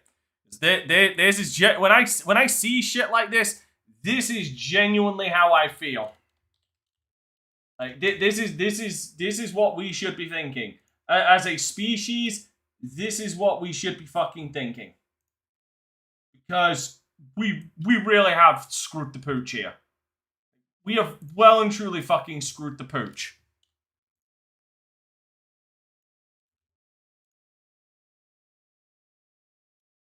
Like, everything has gone to shit. Kiwi Farms would not take kindly to the revelations regarding Anonymouse's supposed predilections. Anonymouse is into zoo stuff and likes stuff like this. Make fun of this stuff what you lot will. I told you ages ago he should be told to F off. He's an adult, and he's following this teenager that claims he wants to F animals. Are we really going to ignore this, but poke fun at our Canadian Coomer? Our side really isn't any better than Phil's. We are far worse. Reprobates like this adult man taking pictures of himself in a full diaper, wanting to F fur babies, and a zoophile are the people that detractors look up to. His attempts to apologize for what he describes as tantamount to deliberately that is definitely that zoophilia is okay weren't heeded by members who believed it totally insufficient for the extent of his actions. People pointed out that first he By the way, did that link work for everybody? About this kind of stuff on Twitter. Then when an example was brought up, he acted like that was the only time it ever happened. The chips were stacking against Anonymous at a very fast rate, and today he too has his own dedicated page on the Kiwi Farms. Eventually, Mouse reappeared to try and justify his actions, saying the following: "I'm sorry for returning. The point of going away for the prior month was to reflect." That's how I feel. It's hard to make it clear how deeply I regret my actions without fixating on how it'll be perceived. Whether wording it the wrong way, that's how I feel. Make it sound like I'm downplaying everything or turning it into an emotionally manipulative pity party by oversharing my issues, etc. I'm absolutely disgusted with myself. It's pathetic trying to hang on like this. I'm sorry for everything I've been called out over. I should have done that first and foremost. This false confidence in my return is blatantly motivated by desire to save face. I deleted my other accounts that deprived me of access to my terminally online life and forced me to get help because I knew I couldn't resist coming back to either chase clout or lolcows for cheap ego boosts. Clearly, you can't delete your account on Kiwi Farms. My only other option is changing my password to a randomized string and logging off forever. And so he did, as his account has been inactive since mid-2022. A 55-page leak of a conversation between Anonymous and a user called Pamperchew came out in August of 2022 and quickly was archived by users seeking to preserve evidence of the two's abhorrent conversations, with a vast quantity of screenshots provided. And I'll let you guess as to the quality of discourse in such a document. Meanwhile, despite having triumphantly served this upheaval, Phil was facing yet another threat to his livelihood. Twitch terminated his partnership, and soon his entire account was set to be closed permanently. In an emergency video uploaded to YouTube, Phil demanded an apology from Twitch regarding their treatment of him, despite detractors pointing out that the partnership allowed Twitch to ban users for any reason at any time. Honestly, even though that may be the case, I still feel bad for Phil either way. If it was up to me, his Twitch would not be banned. The official reason was that Phil had allegedly said a hateful slur at one point during a stream. While Phil reacted to the partnership termination in a pretty angry way, bringing up US law as if it had... Wait, hold on. Hasn't it been confirmed that the reason why he got banned wasn't the hateful slur thing? It was actually violating the exclusivity deal?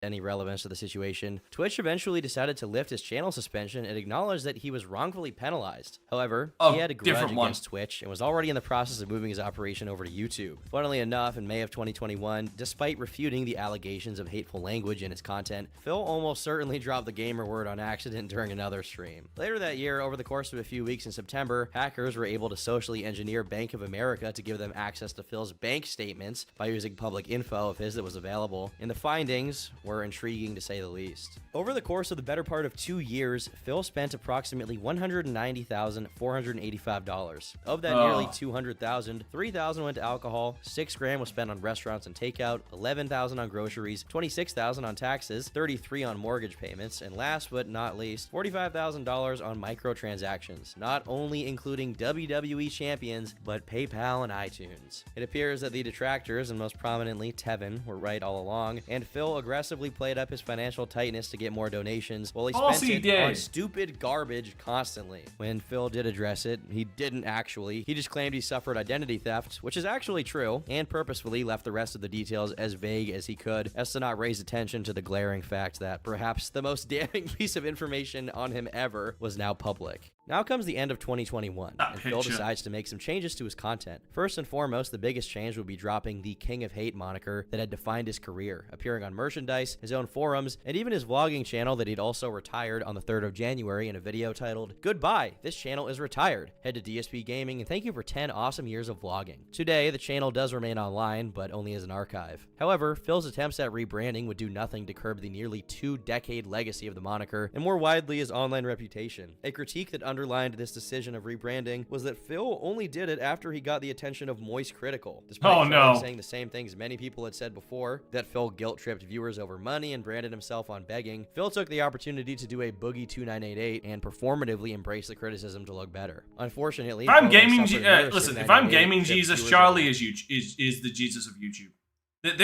If I am Jesus, this man is Korean Jesus. If you know, you know. That's all I'm gonna say. Branded himself on begging, Phil took the opportunity to do a Boogie 2988 and performatively embrace the criticism to look better. Unfortunately, Phil then suffered another series of copyright strikes on his channel, DSP Gaming, after a detractor, Dayglow Hour, posed as a professional video editor, creating various intros and bumpers for Phil to use before his streams, only to then claim them once they were in enough uploads. Just a couple of weeks later, however, the strikes were cleared and his channel was back to its original state. Attempts to mess with Phil's income didn't stop there, however. In September of 2022, a user named MusicMouse7 tweeted to Stream Elements, the company who manages Phil's tips, linking them to a 13-year-old clip where DSP makes a pretty bold statement. But I hate the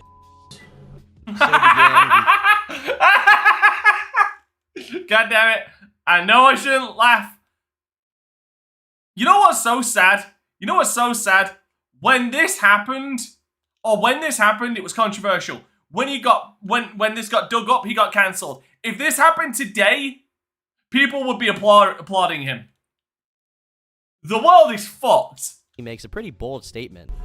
But I hate the So began the chain of events that ultimately led to Phil's termination from Stream Elements. Phil took to Twitter to message the company, telling them his tips page became a 404 and asked if it's all related to mass reporting that took place regarding the TF2 incident. Following day, Phil opened up a link directly to PayPal for all stream donations, and now he has to manually manage his PayPal account and the donations sent, further unable to have automatic animation pop-ups. He also has to play these himself. Phil also instituted a brand new policy, adding the disclaimer, no refunds, to his account. Despite attempts by trolls to report the account, Phil continues to use it to this day. In addition to taking this L, it seems DSP was breaking his promise to not play WWE champions anymore.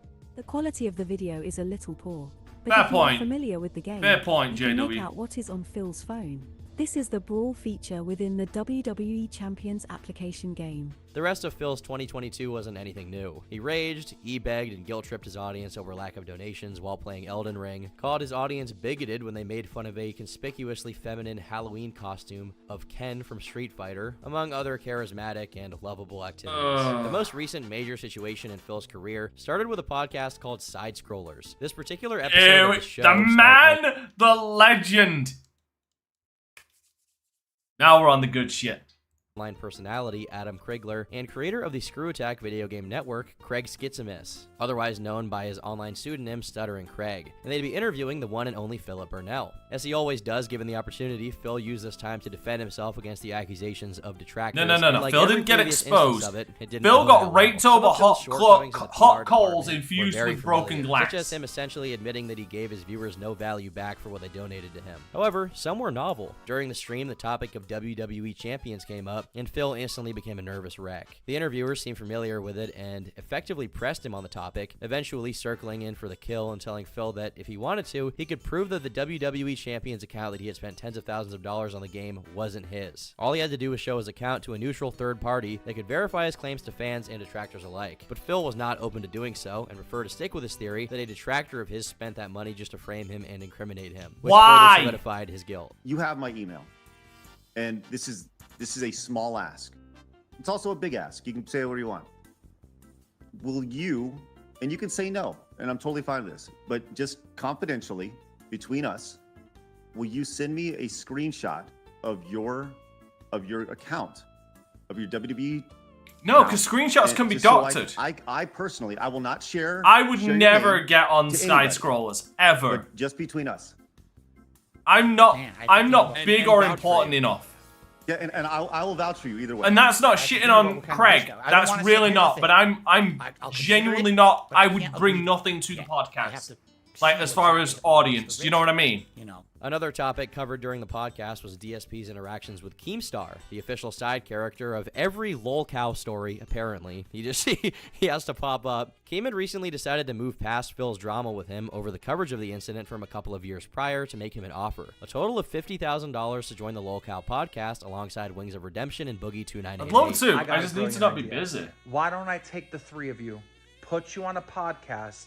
We will call it the Lol Call Podcast. In an extremely unfortunate turn of events, Phil turned it down on principle and sought to make his thoughts clear on the matter during the Side Scrollers episode. This was Time. like a big Time project and on life my happened I with don't know like a lot of exactly a what lot I'm of my gonna shit, explain. So he unfortunately. says, well, I don't want to talk about it in the DM. We got to have a phone call.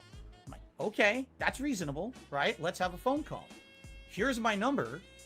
Here's when to call me. I'm available at these times of the day. Okay? I wait. The call never comes. It's been like 2 days. The call never comes. Maybe he's not serious about it. I don't know. I don't know what's going on in this guy's head. All of a sudden, I'm on streams. He starts calling me when I'm on streams. I'm like, is he? I don't know what's going on again. So I DM him after the fact. I'm like, hey, you want to? So basically, it's like stupid telephone phone tag.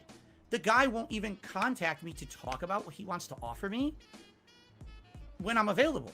Review Tech USA chimed in with a $50 donation to the stream saying, Phil, nobody cares about your history with Keemstar. Why are you above a $50K sign-on bonus for a podcast, but will ask for tips for groceries the next day? It makes no sense. Say hi Viewers back. began to speculate that Say the real Dante says reason hi was back. actually that Phil didn't need the money as much as he pretended he did. Eventually, Keem himself joined the podcast and the two went at it for an hour or so, getting very little resolved in the process. The aftermath of the stream resulted in only more derision between Phil and the members of the Side Scrollers. The day after the now infamous interview, the group uploaded a discussion called DarkSydePhil Aftermath, where they went over how the DSP episode went. Due to them being honest about what they thought of Phil's responses to the more pressing questions, such as the WWE Champions fiasco, the discussion prompted him to say they betrayed him and describe the podcast negatively. While he addressed the Aftermath video, he made the mistake of mentioning Keemstar in a negative light, which prompted Keem to chime in again. In a tweet, Keem reiterated that DSP was no longer being considered for the lolcow podcast due to his inability to answer important emails in a timely manner. In another instance, Keem said, I have set up interviews with DSP's family and friends. We're going to get to the bottom of this. Apparently, unlike him, Did this ever happen? Keep in mind, DSP totally unprovoked talks ill about me when I was retiring. I barely even knew him, and he doesn't know me. After that, he was hurting for money, so I offered him $50K for a podcast job, and he disrespected me again. After that, I had a peaceful chat with him on Side Scrollers Pod that settled the beef. 24 hours later, he was talking smack about me again. After that, he tried to steal my podcast idea. So I don't want to hear that I'm harassing him. I'm simply responding. When Keemstar announced he'd arranged interviews with members of Phil's family, DSP responded saying he didn't care since he had no contact with any of his family besides his parents. So Keem would get biased information from people only interested in the money. During one of his periodic lamentations, Phil mentions having developed severe trust issues and having an inability to have friends, but he blames trolls for this instead of blaming himself. It's hard for me to trust anyone. You wanna know why? Because so many people have kind of screwed me over time. People who swear to me. Did have the sad music. You know, we're here to do this or that, and you know, then what happens, right? And it's This is goddamn Skyrim music. like, God damn it. I should know because I'm playing fool me fucking 77 Skyrim. times, right? On June 24th, 2023, DSP celebrated his 15th anniversary of being a content creator on YouTube. 15 years, 64,000 videos on the DSP gaming channel alone, countless hours of live streaming, half a lifetime's worth of subpar content. It's hard to even believe it got to this point. Unlike other lolcows who have one or two gigantic character flaws that are like genuinely just making them unfit for society in general, DSP is kind of a different beast. Yeah, like mummy loving. Ugh. Oh God, I hate myself for that. I hate myself for that. Oh. Get this He has thing no off my particularly screen. grievous offense towards other people. Instead, he has an unending series of small offenses he has no interest in taking accountability for. He's not extraordinary whatsoever, and that's precisely the appeal. Disliking him isn't a race, it's a fucking marathon. His detractors will willingly sit through his content slop just to bask in how underwhelming it is. Every little self-serving lie, every e-beg, every insult to the audience, it adds up to the phenomenon known as pignosis, the inability to fully stop following what Phil is up to. DSP is like McDonald's, where you know you're getting a bland, kind of soggy experience, but every once in a while, you just find yourself coming back, okay? He's a low-skill, menial job worker who stumbled into being a professional content creator and got addicted to it, and no matter how much negative attention or debt his attachment to his online personality incurs him, he keeps on going. Phil is not destined to be an online personality. He doesn't have the talent, he doesn't put in the effort, he has no skills, and yet every single day, he's struggling against fate itself by not giving up. He's a Let's Player who's bad at games. Took 3 years after it was already the norm for him to start doing direct capture, and has never hired an editor in his life. He doesn't behave responsibly in the face of negative consequences, or his inability to manage his professional life whatsoever. He defaulted on over $100,000 worth of debt that he took out on credit cards so that he could pay his taxes, even though he knew his taxes were just going to continue to accrue, and he truly has no hope of paying them. But he simply does not stop. DSP is like Albert Camus's The Myth of Sisyphus. He doesn't have what it takes to perform his task, but he's going to continue trying regardless. The struggle itself toward being a content creator is enough to fill his heart for the time being. One must imagine that Phil is happy, or at least he thinks he's where he's supposed to be. Ay, ay, ay. Well, that was certainly fucking something. That is what I will say about that. Holy bejesus. I think Turkey Tom went into this and did a very fair, balanced job on this. I won't lie. I obviously went in a little harder on a couple of things because, I mean, for fuck's sake, it's DarkSydePhil. And I know a lot. I know a decent amount about this motherfucker because I've seen him say this shit. I've watched him do this shit. And I've seen all the evidence that's out there of this shit. But, you know, I gotta respect Turkey Tom put together a good video. Turkey Tom does good videos. I will give this man his flowers on this. I've watched a number of Turkey Tom videos. Like this is Christian one, which was a fucking marathon, and I mean that just because of length. So yeah, I will give this man his flowers. By the way, this was a Patreon suggestion, so shout out to the person who suggested it, but because you're not that high a tier, you don't get credited, so screw you. Of course he fucking turned against him, because Turkey Tom did a fucking video criticizing Phil, and if we all know one thing is that Phil's ego is like a Fabergé egg being held together by fucking prayers and well wishes. Like, you just look in that thing's general fucking direction and it shatters. Ugh. Anyway, that was the first, I think that was the first video of 2024 for this channel. I do hope you all enjoyed. Next week, I think, is... What is next week? Oh, yeah, next week is a Patreon request, and it is going to be... it is Tony Hawk's Pro Skater 5. Can't remember who the fuck Patreon requested that. But then we get to the main event. The one that donation fucking goal was for. I made my promise, and it's gonna be here in 2 weeks. We're doing the return of Mystery Gout Theatre over 9,000 to Boldly Flee. Part 1. because I'm not sitting through fucking near 3 hours of that tripe.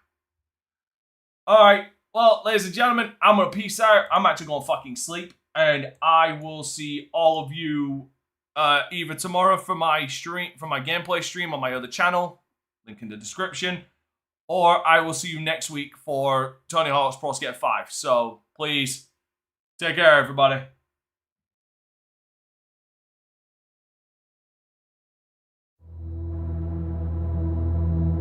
Cause we lost everything.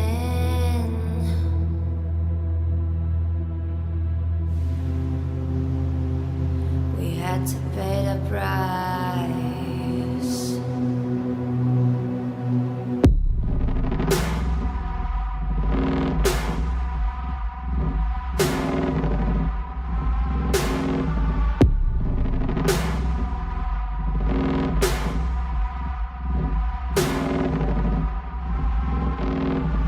I saw in you what life was missing. You lit a flame that consumed my hate. I'm now one for reminiscing, but I traded all for your sweet embrace. Cause we lost everything.